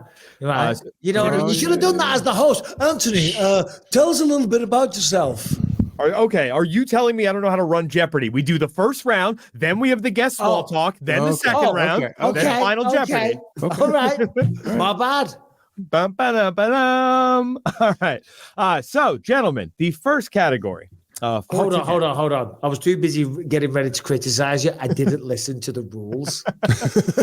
So do we just shout it out if we know it? No, I'm going to come to each of you individually, one by one. And then if you cannot get that question right, your opponent has a chance to steal. Each question is worth 1 point in this round. Okay. Anthony Smith. Okay. First question in old school. Who is the first fighter from England to get a win in the UFC? The first fighter from England. I mean, I want to say it's Michael Bisping, but I don't know that to be true. But I'm going to say Michael Bisping. That is incorrect. Michael Bisping, can you steal? Oh my God, I just thought of it. Ian the Machine Freeman. Ooh, Michael Bisping. Now, I was going to say, well done, Harrington. I was going to say, now don't be throwing Anthony all the kind of questions that he's going to know the answers to. And then you came out with that. And he hit it with a question about English fighters. Well, wait. Now he's going to hit me with who's the first fighter from Arkansas. Yeah. We know how this is going to go, guys. Number 2, Mr. Bisping. Who is the first fighter from Nebraska to get a win in the UFC? Oh, you're actually going there. Jesus I am Christ. indeed. I know this one. Oh God, you do know this? I think First fighter from Nebraska. Well, it ain't Anthony Smith, right? Because that'd just be stupid. Nebraska, I'm going to say, I don't know, it's got to be old school. I'm going to say somebody, I don't know it, so I'll just hazard a guess. Pat Miletich. I know he's not from there. no, that's from Iowa. Incorrect. Anthony Smith? It was around the same time, though. His name was... Oh my God, I just lost it. Oh, there's a time limit. There is a time limit. Hold on. And I'm not on my phone. Oh man, it's gonna drive me crazy. I know I'm gonna get it wrong. He used to train Ryan Jensen. He was a cop. 5 seconds. Police officer. I don't know. Ooh. Steve Jenham. Steve Jenham. God damn it. He won Steve. UFC 3. Yes, he did. It's from Omaha. He was an Omaha police officer too. Goddamn Steve. All right. Anthony Smith, you're back up. UFC 112 was the first fight that happened in Abu Dhabi. The fight included Anderson Silva versus Demian Maia at the top of the card. It was also the last appearance from one of the Gracies. There is only one fighter from that card who is still active in the UFC. Name that fighter. You're making these hard. Oh, that's not easy. Oh, yeah. Yeah, that's a hard one. It's a tough one. I don't even know who else was on the card, to be honest with you. So I'll pass it to Michael. I don't know It was Anderson Silva, Demian Maia, right? That was the main event. I think we had BJ Penn, and it was like a Jim Miller or someone like that? Who did BJ fight? And he won, or he lost a very close fight. Frankie Edgar. But Frankie Edgar's retired. That's the only other fight I could think of. And I'll go, done, I'll pass. The next one down the card, it was Rafael Dos Anjos. Who'd he fight? I don't remember. I'll look it doesn't that back matter. up. Mr. Aya, you put in all the effort into the jacket. Oh my goodness. Yeah. No, we put in about 5 hours on this quiz over the last 2 days. So okay. Just give us the answers though. Yeah. All right. I will. Well, no, you did give us the answer. Mm-hmm. It was Terry Edom. Terry Edom. That was it. Yes. Okay. This one is for Mr. Bisping. On the UFC's first international card, what fighter made their debut, won, and then never fought in the UFC again? Oh, he made these hard. On the first ever international card, what fighter made his UFC debut? Right. Do I get bonus points for the event or anything like that? I mean, here's the thing. I think if you get the event, you've got the guy. I'm going to say UFC Japan, right? I don't know about any other international events. He had one fight in the UFC, and that was that. I'm going to say UFC Japan. Was it Brazil? Was it UFC Brazil? Was it UFC Japan, or was it UFC Canada? I'm going to say UFC Japan. It's got to be a name. And it's one fight. If you guessed the event, that would mean it wasn't Kazushi Sakuraba. Are you talking about one fight in the UFC or one fight? That's it. Never fought in the UFC again. Kazushi Sakuraba. That is correct, Mr. Bisping. Yeah. All right. It's a good one. Thank you. All right. So that is 2 for Michael Bisping. And leading Anthony Smith. But Anthony Smith can get back into it with this one. We're going to come to you first. This is a list question. There's 7 people on this list. You guys are going to go back and forth until one of you cannot name any more. This is okay. Who goes first? You're ahead, Michael Bisping. So I'm going to start with Anthony Smith. Okay. That doesn't make sense. Yeah, we got it. That's how it works. NFL draft style. Last, you go first. Right. Tito Ortiz finished 7 people in his UFC career. Name those people. In his UFC career? In his UFC career. So we're not counting Bellator or any other organizations. Oh my God. 205. Let me think here. I hate getting put on the spot. Well, I'm not going to get one. God damn it. I'm terrible at this right now. This is the Huntington Beach bad boy, bro. He's one of the greatest pioneers of all time. 3, 2. I remember he fought Ryan Bader. 1. Fuck it. Michael Bisping, can you name one person that Tito Ortiz finished? I'll say UFC. I believe it was 42, and the name of the card was Vendetta, and the opponent would be Ken Shamrock. Ooh, nice recovery at the end there. It was indeed Ken Shamrock. Yeah. That one is on the list. All right, so 3 points coming out of old school for Michael Bisping. Damn it. First, I can keep going. No, I mean, if you'd like to, there are no additional points to be earned. There's no additional points. No, I was thinking about adding that, but it would get the scores could get too out ugly. of hand. Okay, it's too ugly. And just for verification, that section's over, correct? Yes, sir. And we can't go back in time. No. Right, because Ryan Bader, he did finish Ryan Bader. That's what I thought, but I was like, that doesn't make sense. You never said it. I know. I know. No, he finished. Guillotine. Was it in the UFC? Yes, it was in the UFC on short notice, but we can't go back in time. We can't. I was like, I just in my head, I kept thinking, I think he finished Ryan Bader, but I was like, that doesn't actually make any sense. No, he did finish Ryan Bader. Wow, I thought he did. Yeah. But for both, just out of curiosity, yeah, can we have the people that he did finish? Because I don't know. So on my list, I had Wes Alberton, Jerry. Wes. Oh, Jerry too. Yeah, Guy Mesger, Yuki Kondo. A slam that you brought up on last year's trivia show, Evan Tanner, Elvis Sioncic, and Ken Shamrock, as you said. Do not misspeak Elvis Sano-Six names. Elvis Sinisic. Okay. There we go. And Ryan Bader. I knew I was saying that wrong. Him. I beat him. He's a legendary fighter. That's how old I am. Quizmaster. Yes, sir. Was it 3-1? Thank God we're out of the old school category. It is 3-0, actually, after old school. I should have got Ryan Bader though. You shouldn't. You hesitate. Even if I would have said it, he would have said it was wrong. You can't. I know what it is. I would have, and then I would have looked, and I would have looked like a fool. So thank you for saving me, Anthony Smith. I appreciate that. Right. As a result, we're going to come to you first in first or last. Category is first, last. These are all going to be first or last things. Joe Rogan's first pay-per-view with the UFC.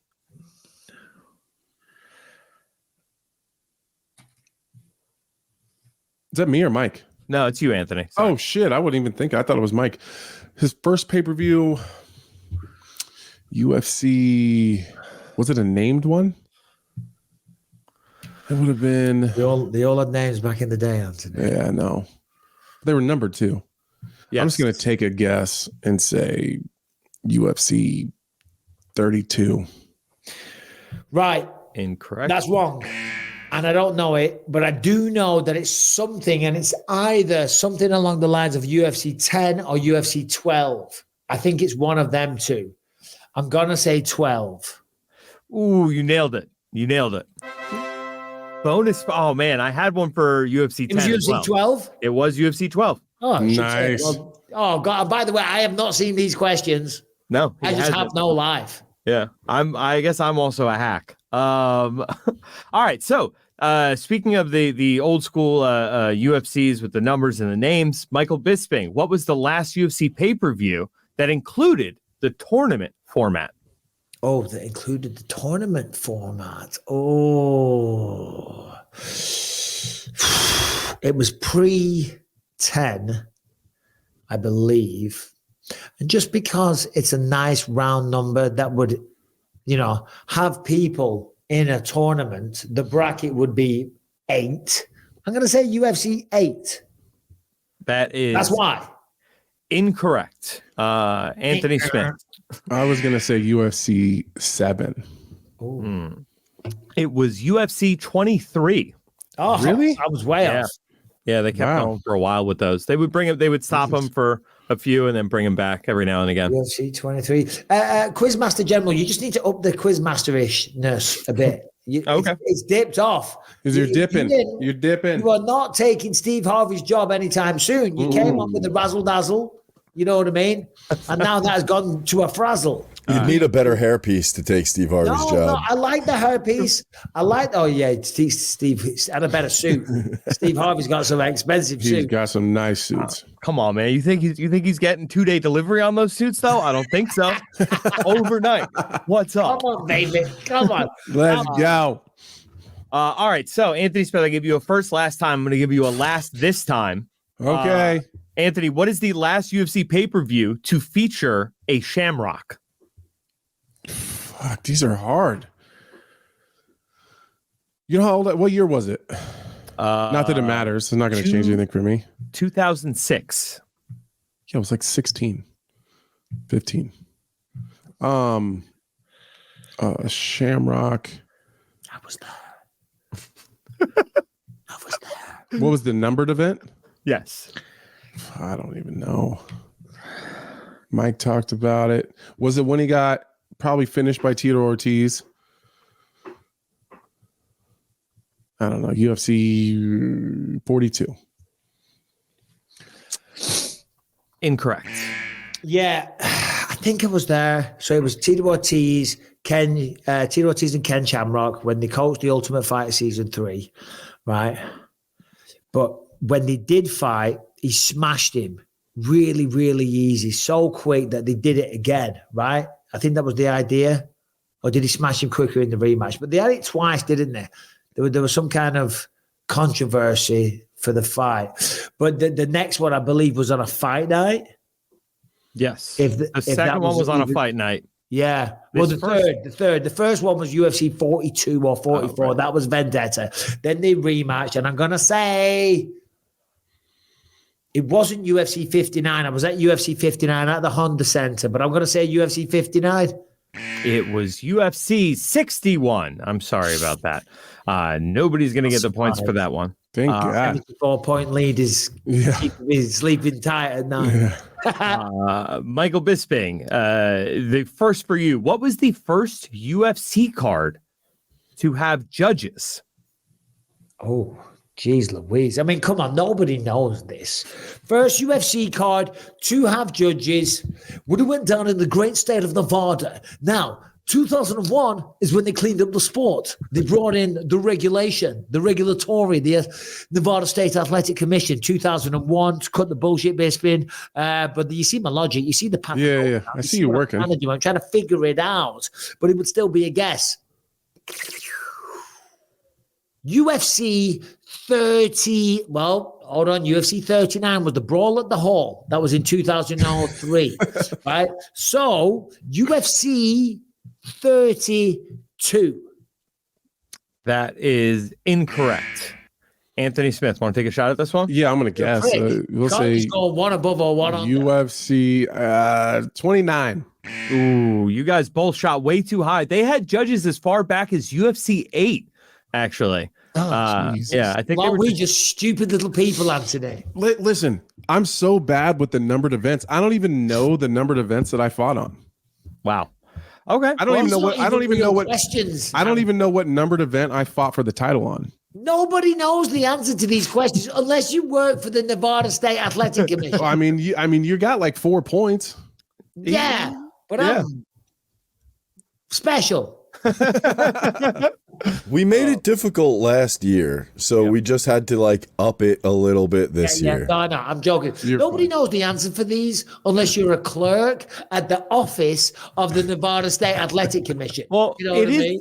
It is interesting, though, because you said Joe Rogan was between 12 and 10. The other one I had for that category was when did Bruce Buffer make his debut? That was UFC 10. So I think you just have a good memory for facts. It's okay. Look at the size of those traps. Though. They're fucking huge. You know what I mean? It's not a flex because I'm cruising ahead. Just carry on with the quiz, bro. What's the score? You're doing a great job. What's the goddamn score? Well, just remind us, what is the score? What is The official score is 4 points to Michael Bisping, 0 points to Anthony Smith, but there's still plenty of time to catch up. 4 punti to the Bisping. Let's get into some 0 shit. Come points, on. Anthony. That's okay. Let's go. This list question should be right up both your alleys. There are 10 fights that have ended in the first 9 seconds or the last 4 seconds of the fight. I'm looking for the 10 fastest finishes or 10 latest finishes. Say it again. Say that one more time. You're looking for the 10 fastest finishes or the 10 latest finishes? Yeah, I have 20 fights in front of me. You guys are going to list them until you run out. All right. Who starts? Anthony Smith, I'm assuming, because he's the guy. Anthony Smith starts. Paul Craig, Magomed Ankalaev. Yes, that is on the list. We were talking about it earlier. I'm going to go with Jorge Masvidal versus Ben Askren. That is number 1 on the list. Oh my God, this is stupid. This is God, the alpha male guy. Can drive me crazy now. I only have one in my head. I'm past this next one. I'm done. I think. Do I need the whole fight or just the winner? Give me the winner. That's fine. James Irvin. For fastest? Yeah, you're correct. Yeah. He is on there. Conor McGregor, Jose Aldo. Let me double check that. I don't. 13 seconds. No. That was 13 seconds. No way. Replay. I've got one. I've got one. It was a misspeak. No. That is incorrect. Incorrect. Mr. Bisping. Anthony Smith gets the point. I'm on the board. Do you have a follow-up? Do I? Do I have one? No, I didn't have a follow-up. It was TJ Dillashaw's coach. He won a fight it was actually 5 seconds. It Wayne was Ludwig. 6 seconds. Wayne Ludwig. You're looking at your phone, Anthony. I'm looking at the coffee. All right. The old classic look at the coffee cup. No. For a bonus point, you could have gone with Mark the Wizard Weir. Oh, was that a late one or early? 7 seconds, I believe. 7 seconds. Or 9 seconds. It was Yeah. Wayne Ludwig. That was the one I couldn't think of his name in my head. So it's 4-1. That's okay. I got one. Yeah. No, I know. I'm only 75% ahead. Okay, so I have a list here of the champions, right? This whole thing is game show host. Game show hosting. So this next category is about championships, all about champions, where they fought, who won, who beat who, et cetera, et cetera. This first question, there is actually 2 answers to it. I will give you a point for each, and you can both, steal that bonus point as well. So Anthony Smith, you're up first. Who entered the cage as a title challenger the most times? As a title challenger the most times. Who challenged for a belt the most times? That's a great question. Without ever winning. That is a No, great. I didn't say that. Times. Just the most times somebody challenged for a belt. I'm gonna go out on a limb here. Uriah Faber. That is not either of them. Michael Bisping? Yeah. Now, the reason you're thinking Uriah Faber, because that might be who had the most title shots known to man. Uriah Faber. Wait. Say the question again. I'll go ahead and obviously I got it wrong, but who? Yeah, exactly that. Who fought for a title as the challenger the most times? okay. Well, you said it was not either of those. I was like confused about the. No. So when you said who, So it's a tie. There's 2. There's 2 guys who are tied at this number. Okay. So I would have taken either. who fought for the belt most times and lost? No, I didn't say that. No. There's 2 fought as the challenger. I thought you meant, and I'm glad you clarified this, who stepped into the cage pre-fight to, challenge for the title. challenge for the belt and like a high piece. Oh, no. Like who entered fights as the challenger the most times? Entered fights as the challenger the most times. Which is why I thought it was Uriah Faber. Oh, God, it would be. Yeah, that's a good answer. I don't know why. It's not George St. Pierre. He had a lot of title fights as the champion. Let's go through some of the lists. Not John Jones. He had one, and that was it. Who fought for the belt loads of times, didn't win, but they kept giving it to him because they wanted him. Not Brock Lesnar. Was it Brock Lesnar? I don't know. It wasn't Brock Lesnar. Fought for the belt the most times as a challenger. Brock Lesnar. Ooh, that is incorrect. Wait. Give me the weight class of one of them. Just You for don't fun. get it. No, just for fun. Multiple weight classes for both. Kenny Florian. Murillo Bustamante. No. All right, go give it to us. Bustamante. Randy Couture fought for the title 6 times. So did BJ Penn. BJ. Really? Yeah. Yeah. Between welterweight and lightweight, they both bounced around a lot. And I mean, Couture had 3 runs at heavyweight. So, yeah. All right. This one is also a 2-parter, Michael Bisping. What men's weight class has had the highest number, and which weight class has had the lowest number of unique title holders? And for this one, because it's so much shorter, there is a hard time limit. So hold on. So which weight class has the most title holders, and which weight class has the least amount of title holders? Yes. You want an answer from me right now? Right now. I'm going to give you the answer right now. I'm going to give you the answer to both right now. The one with the most champions is the light heavyweight division. The one with the least is the flyweight division. Ooh, both incorrect. Anthony Smith, a big chance to get 2 points here. Okay. You almost sold me, Michael. All right. Repeat the question, please. Question master. Okay. So I need from Don't kiss his ass. What men's weight class has had the highest number and the lowest number of unique title holders? I'm going to say the weight class with the most is going to have to be middleweight. The weight class with the least, I would say probably bantamweight.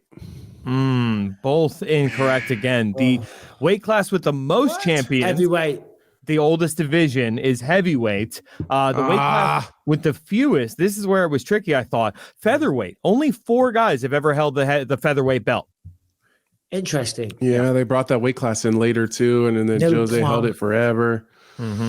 We got no points. All right. Everything is the same.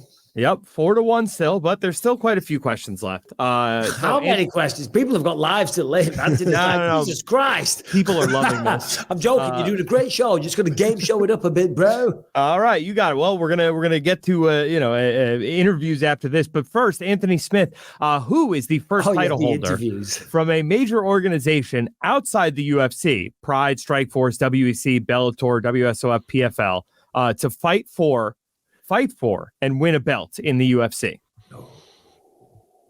The first, okay, repeat it one more time quickly. The first fighter from an outside organization to come into the UFC and win a title. First title holder from an outside organization. Ooh. To come in and win a title. Yeah, so they had to have won a title in another major organization, come into the UFC, fight for and win a title. So people like Jose Aldo, who were made the featherweight champion when they came over, doesn't count. Okay, I would say I want to say it's Rampage, but there's got to be one before that. I'm going to go Rampage because this one popped in my head. So I'm all right. To clarify, I don't believe, if I'm not mistaken. No. I don't believe Rampage ever held the belt. He was not the Pride champion. He was not the Pride champion. Fuck. Then that changes everything. I know who it is. All right. I was going to say, are we going deep? Yeah, I know who it is. I'm sure he was a champion of, Rage in the Streets, Tennessee. You know what I mean? Wow. Champion of another organization, one of the only organizations back then with, how deep are we going? Are we going are we talking Pancrase? Would that count? No, the oldest one that I included on this list was Pride. Pride. But undisputed title. Yeah. So I think I might have mentioned him earlier. I'm not saying it's either a Murillo Bustamante, or he might have been the other way around, or it could be an Anderson Silva. Was Anderson Silva even a Pride champ? He wasn't. Because we had Pride Sengoku, which was like the lighter weight classes, right? Sengoku, you got Sengoku on there? And Harrington, you got Sengoku Unlikely. on there? It's not Anderson Silva then. No. You got to dangle the carrots, Anthony. You got to figure it out. Hold on. Well, let's just make a guess for the sake of fun and games. It's not Nogueira. It's not Wanderlei Silva. Oh, no, it's not Wanderlei Silva. Became a UFC champ or fought in the UFC? Became a UFC champion. Yeah. Yeah, right. I'll say Anderson Silva. I can't think of anything. This was a sneaky one. Didn't see this one coming. Benson Henderson was the WEC champion. WEC champ. Dropped it when he came over. I thought to there UFC, was someone before that. Belt. Nope. What year was that? That was 2012. One of the Pride guys came over and won an interim title, but did not win the undisputed championship until Benson Henderson. Not many guys pulled that off. I'm sorry. WEC doesn't count to me. Okay. I'm sorry. It doesn't. Okay. I included it on the list. All right, hold on. All right, fine. Then you know who the number one would be? Who? Go on. Luke Rockhold from Strikeforce. All right, well, fair dues. Luke Rockhold. That's what I was going to say. That's my answer. I'll take the point. I got to use the bathroom really bad, though. All right, today's episode is sponsored by Fitbod, the smart workout app, which sits there right on your phone. It works with Android. It works with iOS, and it will give you your best next workout. Listen, it's January. It's 2024. You've got no more excuses. If you can't afford it, this thing is practically free. If you haven't got any equipment, it designs a workout for you. If you've plateaued, this will give you a workout to get you the results that you need. The smart workout app creates custom dynamic exercise programs based on your goals, your experience, and your equipment, and varies them so you don't overtrain. The algorithm uses data and analytics to scientifically build your best next workout. You can see all your achievements, your streaks, your muscle usage, your recovery right there in the app. And of course, you're in control, and it gives you video demonstrations in high definition. You just put in what equipment you've got at your disposal, and it will design a remarkable workout for you. And the best thing is that for less than the cost of one session with a personal trainer, you can get a full year of personalized workouts with Fitbod. So as I say, what more are you waiting for, right? Well, you're waiting to hear the offer. Right now, right, when you go to fitbod.me/believe, you can get 25% off your subscription.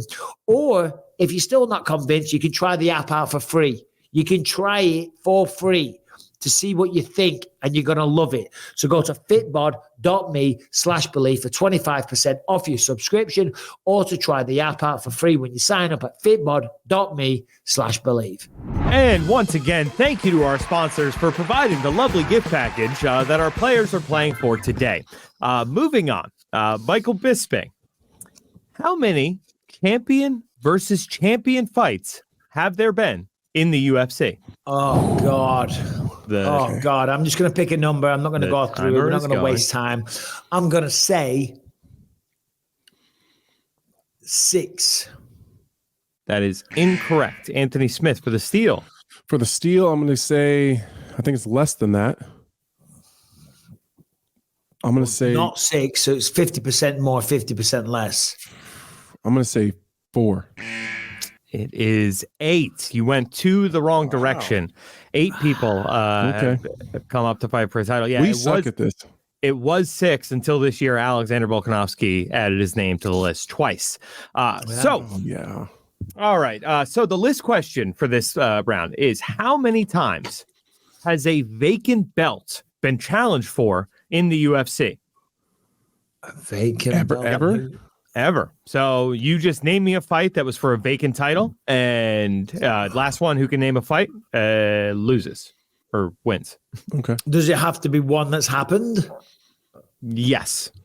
Or one that's booked on the cards going down in just over a week? Just over a week. Mara Bueno Silva taking on Raquel Pennington, and Harrington's gone at that. I don't blame him, to be quite frank. You're doing a great job. His surprise kicked his internet off when you said that. Oh, yeah. I'm sure he'll be back in just a moment. But I also have the answers here, so Okay, let's go then. I'm gonna fill in. Interim question master. I'm the interim game for the host. vacant belt title, we have the interim host. Who has to start auditioning for this? Harrington. You do. I believe. Baby. Yeah. Jamal Hill, Glover Teixeira. Oh, All right. Michael Bisping. Alex Pereira, Yuri Prohaska. That is correct. I'm sorry, my tab just shut down.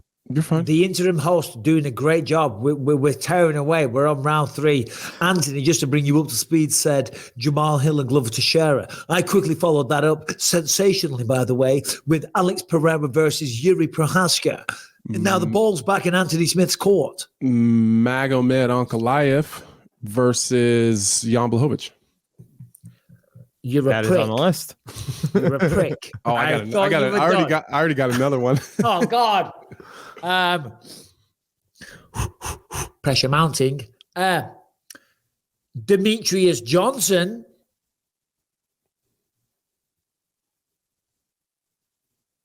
I Versus have who? not froze. I was like, versus who? There was a lot. Ian McCall. Joseph Benavidez. Demetrius Johnson. Joseph Benavidez. I mean, technically, yes, it was a tournament for a belt that was vacant. I'll give that to you. Skin of my teeth. Islam Makhachev, Charles Oliveira. That is correct. Son of a gun. I got another one. Good spot. All of a sudden, vacant belts. John Jones, Cyril Gahn. Ooh, that's on the list. That's a very good one that I didn't have. Oh, God, I just lost it. Hold on. There is more, right? Oh, yeah, there is. I got a bunch on this list.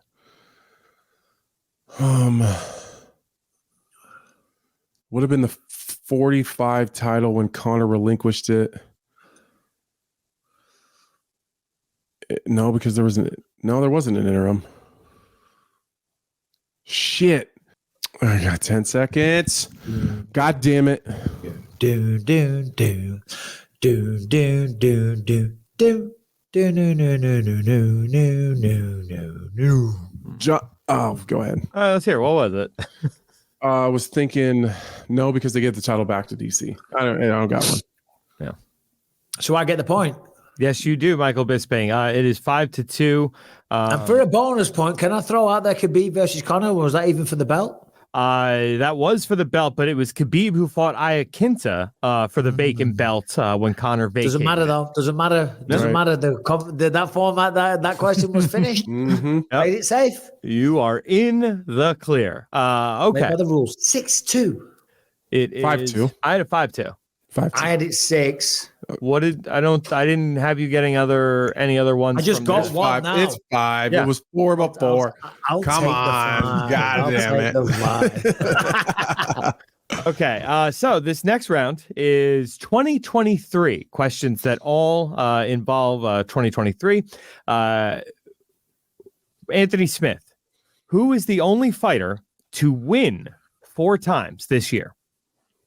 For Diego Lopez? Nope. Michael Bisping. Oh, geez. 4 times this year. 4 times. Oh, he's just 3. Jack Della Maddalena. That is incorrect. It was Lupe Godinez. She got her first win back in March and then put 4 together. Lupe. Yeah. All right. Michael Bisping. Only one person fought 5 times this year. First time that's happened since 2020 when Kevin Holland did it. Who is that fighter? Oh, God. I know who it is as well, but I don't know the name. Jack Della Maddalena.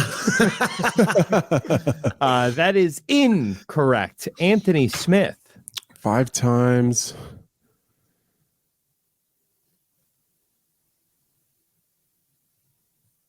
Sorry, Wait, but so I'm push you for an yeah, answer. I know. Man, I don't know. Oh, okay. Are you saying that you officially pass? Yeah, You're tapping out. I quit. You're giving up. I am. I don't know. Who Didn't who even is it. hazard a Harrington? guess. I didn't. It was Jessica Andrade. Of course. She got on one of Bata the first cards of Istaka. the year. Yep, and just kept going. She had a very active year. Apparently, she has some Not whatever. the best year, though. Whatever. Yeah, whatever. I don't want to year. talk. I don't want to talk about someone's misery, but she did talk about the reason why she's been very active, and it's the reason why you don't marry someone you don't want to stay the rest of your life with. That's all I'm going to say. There we go. Jesus Christ. Failed marriages. Fucking bring this down.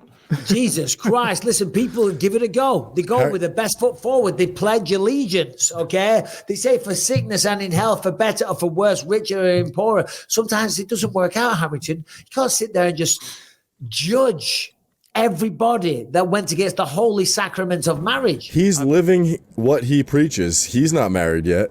Correct. Yeah. I'm terrified of it.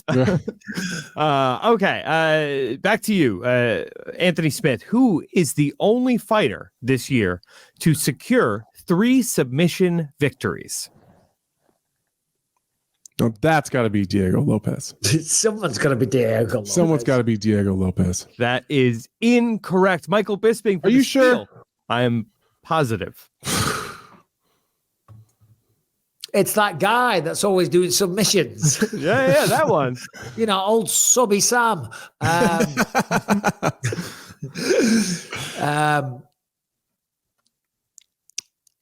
3 submissions. I Be think a I know. high-level black belt. I think I know who it is. Gonna say he's Brazilian. Tom Aspinall's been off for a while. Tom's been getting a few. It's not Michael Chiesa.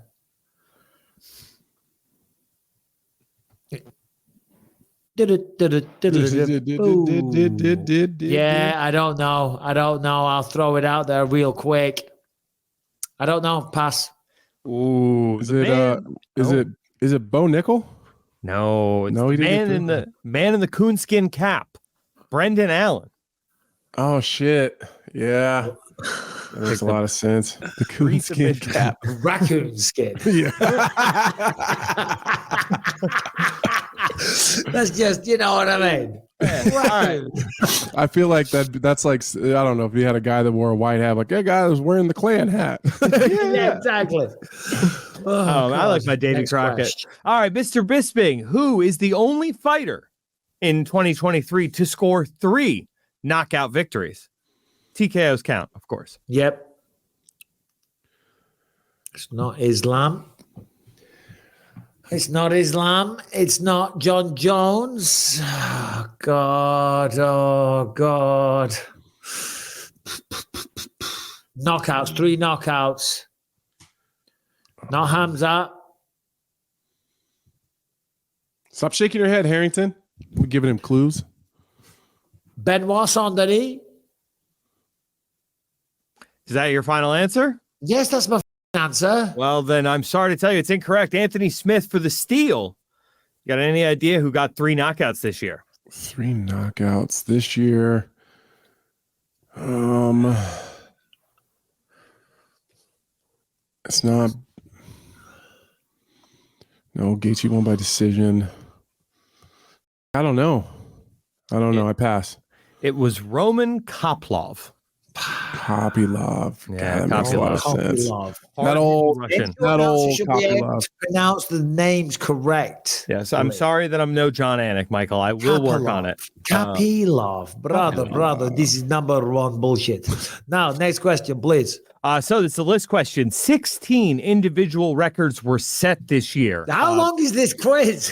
I got this, a grab bag, then a final question. No, you're doing great, Harrington. Yeah, Thank you're doing you, great. sir. So I have 16 Still individual want to know who records Anthony set. Smith is, though.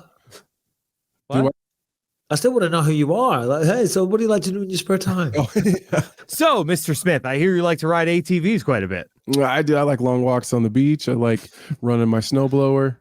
I like like beer and Moscow mules. Don't we all, Mr. Smith? Don't we all? Mr. Bisping, I hear your wife is a noted equestrian. Give me a funny story about being from a horse family. Well, just recently, actually, she's decided to give up the equestrian. But, I also enjoy a Moscow mule, but not through a straw. Only some kind of dork would like that. But I just want to say I'm having a great time. It's really great to be here. Shout out to all my Clitheroe people out there. Woo, let's go. Next question. And we certainly love having you, Mr. Bisping.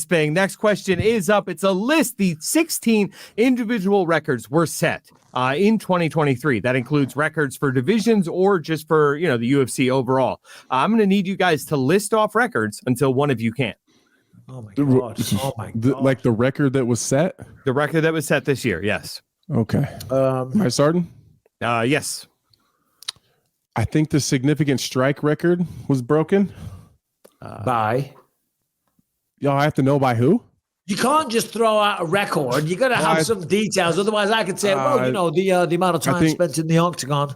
I think the significant strike record was broken by Max Holloway. But I think it's his own record. I will have to double check that, but I do not have that on my list. Every time he fights, he breaks the record because he's at the leading front of it. Now, just to clarify on the rules here. I don't need to give an answer, and I automatically get a point. If you're not. No. That's you how got to it answer. works. That's how it works. It's the last one to answer the question gets a point. He got it. He was the first and the last to answer it. So I get the point. So I'm all right. I'm gonna give you one. A record, bro. Are you sure mine's wrong? Yeah, because you can't break your own record. So of course it's like you can. The record goes up every time you fight. No, you can't. Yeah, but it doesn't count as a new person setting a record. But it's a new record. That'd be just mental. Okay, then this list is 87 people long. It's the 16 people that got records this year. I'll give you a record that was broken this year. The number of failed title fights by Colby Covington in quick succession, more than anyone else getting shots at the belt. That's a real record. Not on the list, but we will allow it. If we allow that bullshit, my Max Holloway one should count. Yes. Well, but it did. All right, so Anthony Smith, you're up then. Yeah, I don't have one. I'll give you one. Again, it's in the spirit of my last one. Longest time somebody has waited on the sidelines for a fight that was booked to actually materialize, and the winner goes to Michael Chandler. Okay. I'm going to give you guys both a point for this category. So congratulations. I'm throwing out hard facts, solid info, statistical information. Sure, you are. I was looking for things like Derek Lewis reclaimed the knockout record after Matt Brown tied him. So a guy that already held the record got the record again?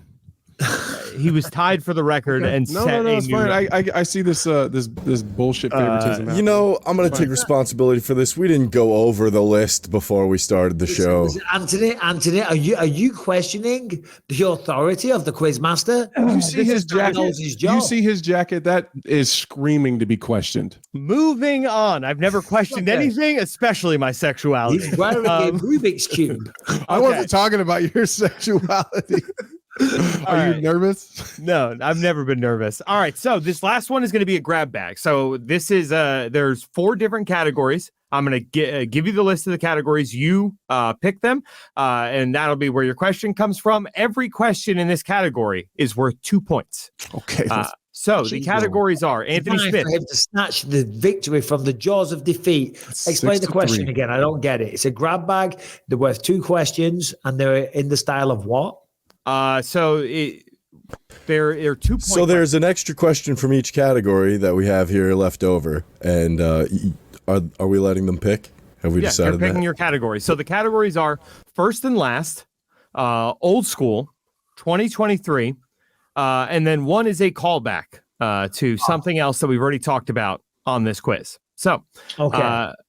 like I said, each one is worth 2 points. Anthony So we Smith, just choose the division. you choose which category. I will give you the question from that category, and you have to give me the answer.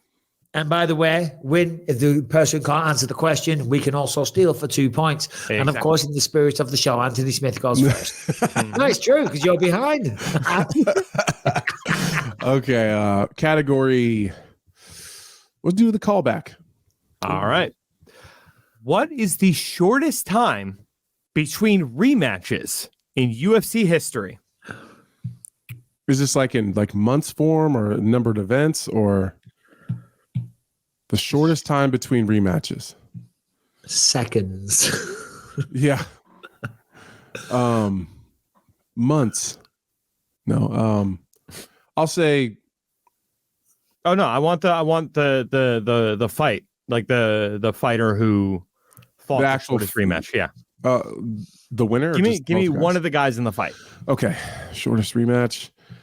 BJ Penn. That is incorrect. Fuck. Michael Bisping. What category was this in? This was in callback. So old school. And there's a callback to just something that we've talked about on this quiz before. Oh, I don't know. Volkanovski, Islam Makhachev. That is incorrect. The shortest distance between rematches was Sakuraba actually fought the same guy twice on the same night because Tank Abbott had to bow out. Of course, it was right there on the tip of my tongue. Yeah, I was gonna say that one. Yeah, The Sakuraba Tank Abbott. It feels like a trick question. Okay, Michael Bisping. What's left is first and last, old school, or a question about 2023. Old school. He's School. gonna kill this one. All right. Don Fry made his professional MMA debut at UFC 8. He amassed a 10-1 record with the promotion. Who is the only guy to beat Don Fry? The only guy to beat Don Fry.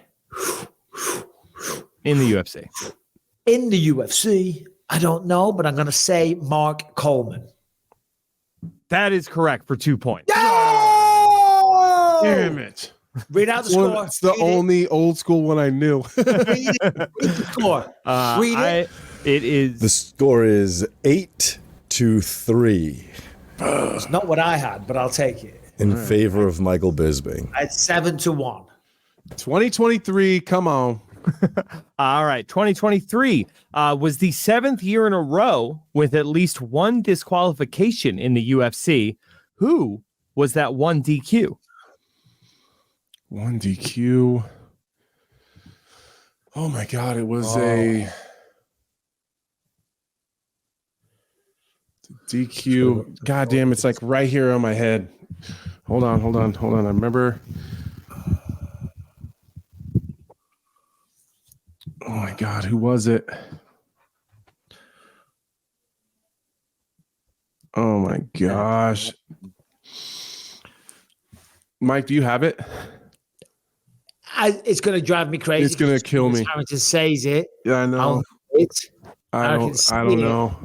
It was controversial. Everyone went crazy, including the commentators, right? Because it shouldn't have been a disqualification, but I don't know it. Harrington? It was Jacob Malkoun. Over Cody Brundage. God damn it. Cody Brundage. I might have that one. What kind of teammate are you, Anthony? Shame on you. God damn it. All right. Michael Bisping is the last one in the category. Left. So I have this one, and then I have the grand final question. Okay. All right.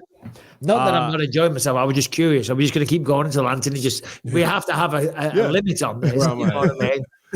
All right, Michael, who was the first UFC fighter to appear on the cover of Sports Illustrated?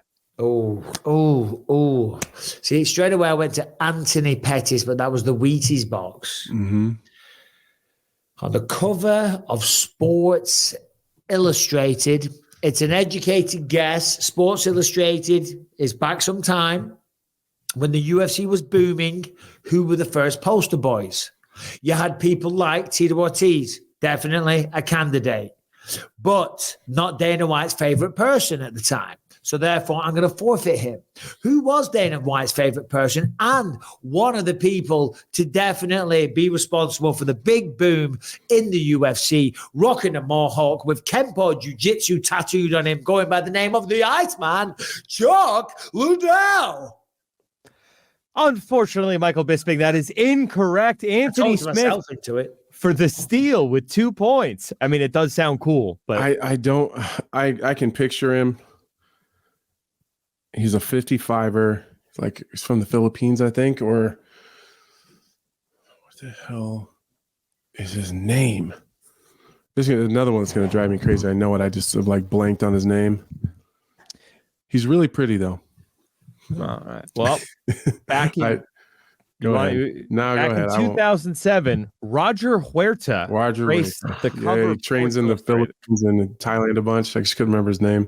Roger bloody Huerta. There's a throwback name. He was sick as well back in the day. Then he was good. He had a crazy fight. Then he got into a crazy street fight. Mm-hmm. And then kind of went off the radar for a bit. Yeah, he was in Bellator for a little while. He was good though. Shout out Roger Huerta. All right, so we have one final question, and wouldn't you know it, it's worth 10 points. Okay. No, you can't do that. And it's coming to me. And it's coming to me. It is actually do that. That makes the last god bloody mind-numbing hour and a half pointless. If the final question can just gazump. You got to dominate from beginning to end, Michael Bisping. Yeah, it's not quite a runaway just yet. So for this question, I'm going to need you both to text me the answer because it is a number. The thing I'm looking for is a number, and I don't want like one of you guys say it, then give an edge to the other guy. I'll get him at the same time. Whoever comes closest wins. The question is 2, 3, 4, 5, 6, 7, 8, 9, 10, 11 different people fought for and won a world title this year. I want to know what their combined ranking heading into the fight was. If they were not ranked, hold on. This is a silly question. I just want to start that off. It's ridiculous. We're excluding the viewers, right? By it's impossible to Google. It's impossible to answer. And the question, I still don't even understand it. Okay. So if they're ranked 5, then that's a 5. If they're ranked 7, then you add 7 to 5. Yes. Give me the total for all 11 challengers who won a belt this year. First of all, you're assuming that we know off the top of our heads who all the 11 challenges are. Then we need to know their name. Then we need to know their ranking at the time. Then we need to be able to do the math to put all those numbers together. That's why we have service on our phone to text in. It is a 10-point question for a reason. Michael Bisping, this is a bug. This is not a bug. It is a feature. This is okay. Let me think here. I'm already rolling. So whoever's closest wins the 10 points. Whoever is closest wins the points. Going over doesn't matter. So hold on. The people that fought for a belt this year, their ranking at the time. Who won a belt this year? Their ranking at the time. And it's not. Trust me, this was not a quick thing to Google. This took a long time to find out what this number was. Eventually. Okay, it's just sent it. A lot of fighters, a lot of big fights. Right. I sent. You got Anthony's. I'm just going to say mine. Okay. Wait. Did you get it? Harrington? I have yours. Yes. Okay. We'll read out Anthony's. Oh. No. Mine's already sent. Mine's already sent. I'm a man of honor, guys. I'm going to say, I still don't quite fully understand the question. I apologize to all the viewers. And I'm going to give you a bit of breakdown the way I did it, right? So, Pantoja's the champ. I think he was ranked for something like number 3. So that would give you a 3. O'Malley was probably 5. That's an 8. Volkanovski was already the champ. So we're still on 8. Islam was still already the champ. We're still on 8. Liam was the champ. We're still on 8. Strickland was about 8, ranked 8. So that gives us 16. Alex Pereira was probably around a light heavyweight this time next year. I don't even think he was ranked. At light heavyweight. He was middleweight, wasn't he? But I will say 5, so that's 21. John Jones was not ranked at heavyweight. Oh, no, he was probably the champ. I don't know. I'm just going to say 28 just because we're going to move this on. 28, but you're seeing my logic, you're seeing my work, and you're seeing into the mind of the Michael Bisping. What's the answer? 28 was exactly 9 off the total. What did Anthony say? And I want to see the text, prick. The total Well, who was he? was Close? I want to see the 37. text, prick. Anthony Smith said 44, which makes him 7 away. And this year's Ultimate Trivia Championship winner, Anthony Lionheart Smith. Thank you. Thank you. I just want to thank all my supporters, my sponsors, everyone that has been supporting me through this whole time. That I know sometimes it looked like we were going to lose. Here at the end, we always pull it out. That's what the Lionheart is actually about. If you want to send any gifts or want something signed, send them to Gas Digital, and they'll get them over to me. Thank you very much, everybody. Please, no more applause. Everyone sit down. Enjoy yourself. I'm not going to lie. This hurts. This hurts. Okay? It was a scam. Now the Quizmaster General just off. He just goes because he knows they've had me. Well, I was going to ask you if there was any closing words you wanted to give, but you already jumped on it. I'm good. Yeah, but ladies and gentlemen, I just want to say that once again, the judges have stiffed me. Okay? Whether it's the athletic commissions, the steroid cheats, or the judges themselves. But I will say, you got to be gracious in defeat and humble in victory. Anthony, you're a great champion. Thank you, brother. I look forward to perhaps maybe next year getting revenge. Anyway, that was a long, drawn-out affair. Thank you for sticking with us. Anthony, thank you and congratulations. You prick, even though technically I won. I will always say that. We'll be back on Thursday. We've got Michael Venom Page. He's fighting the one and only Kevin Holland, UFC 299, I think it is. So, or 298. It's one of them anyway. So tune in for that. Anthony, congrats. Thank you. Thank you very much. First time I had a win in a while, and it feels really good. That's the show.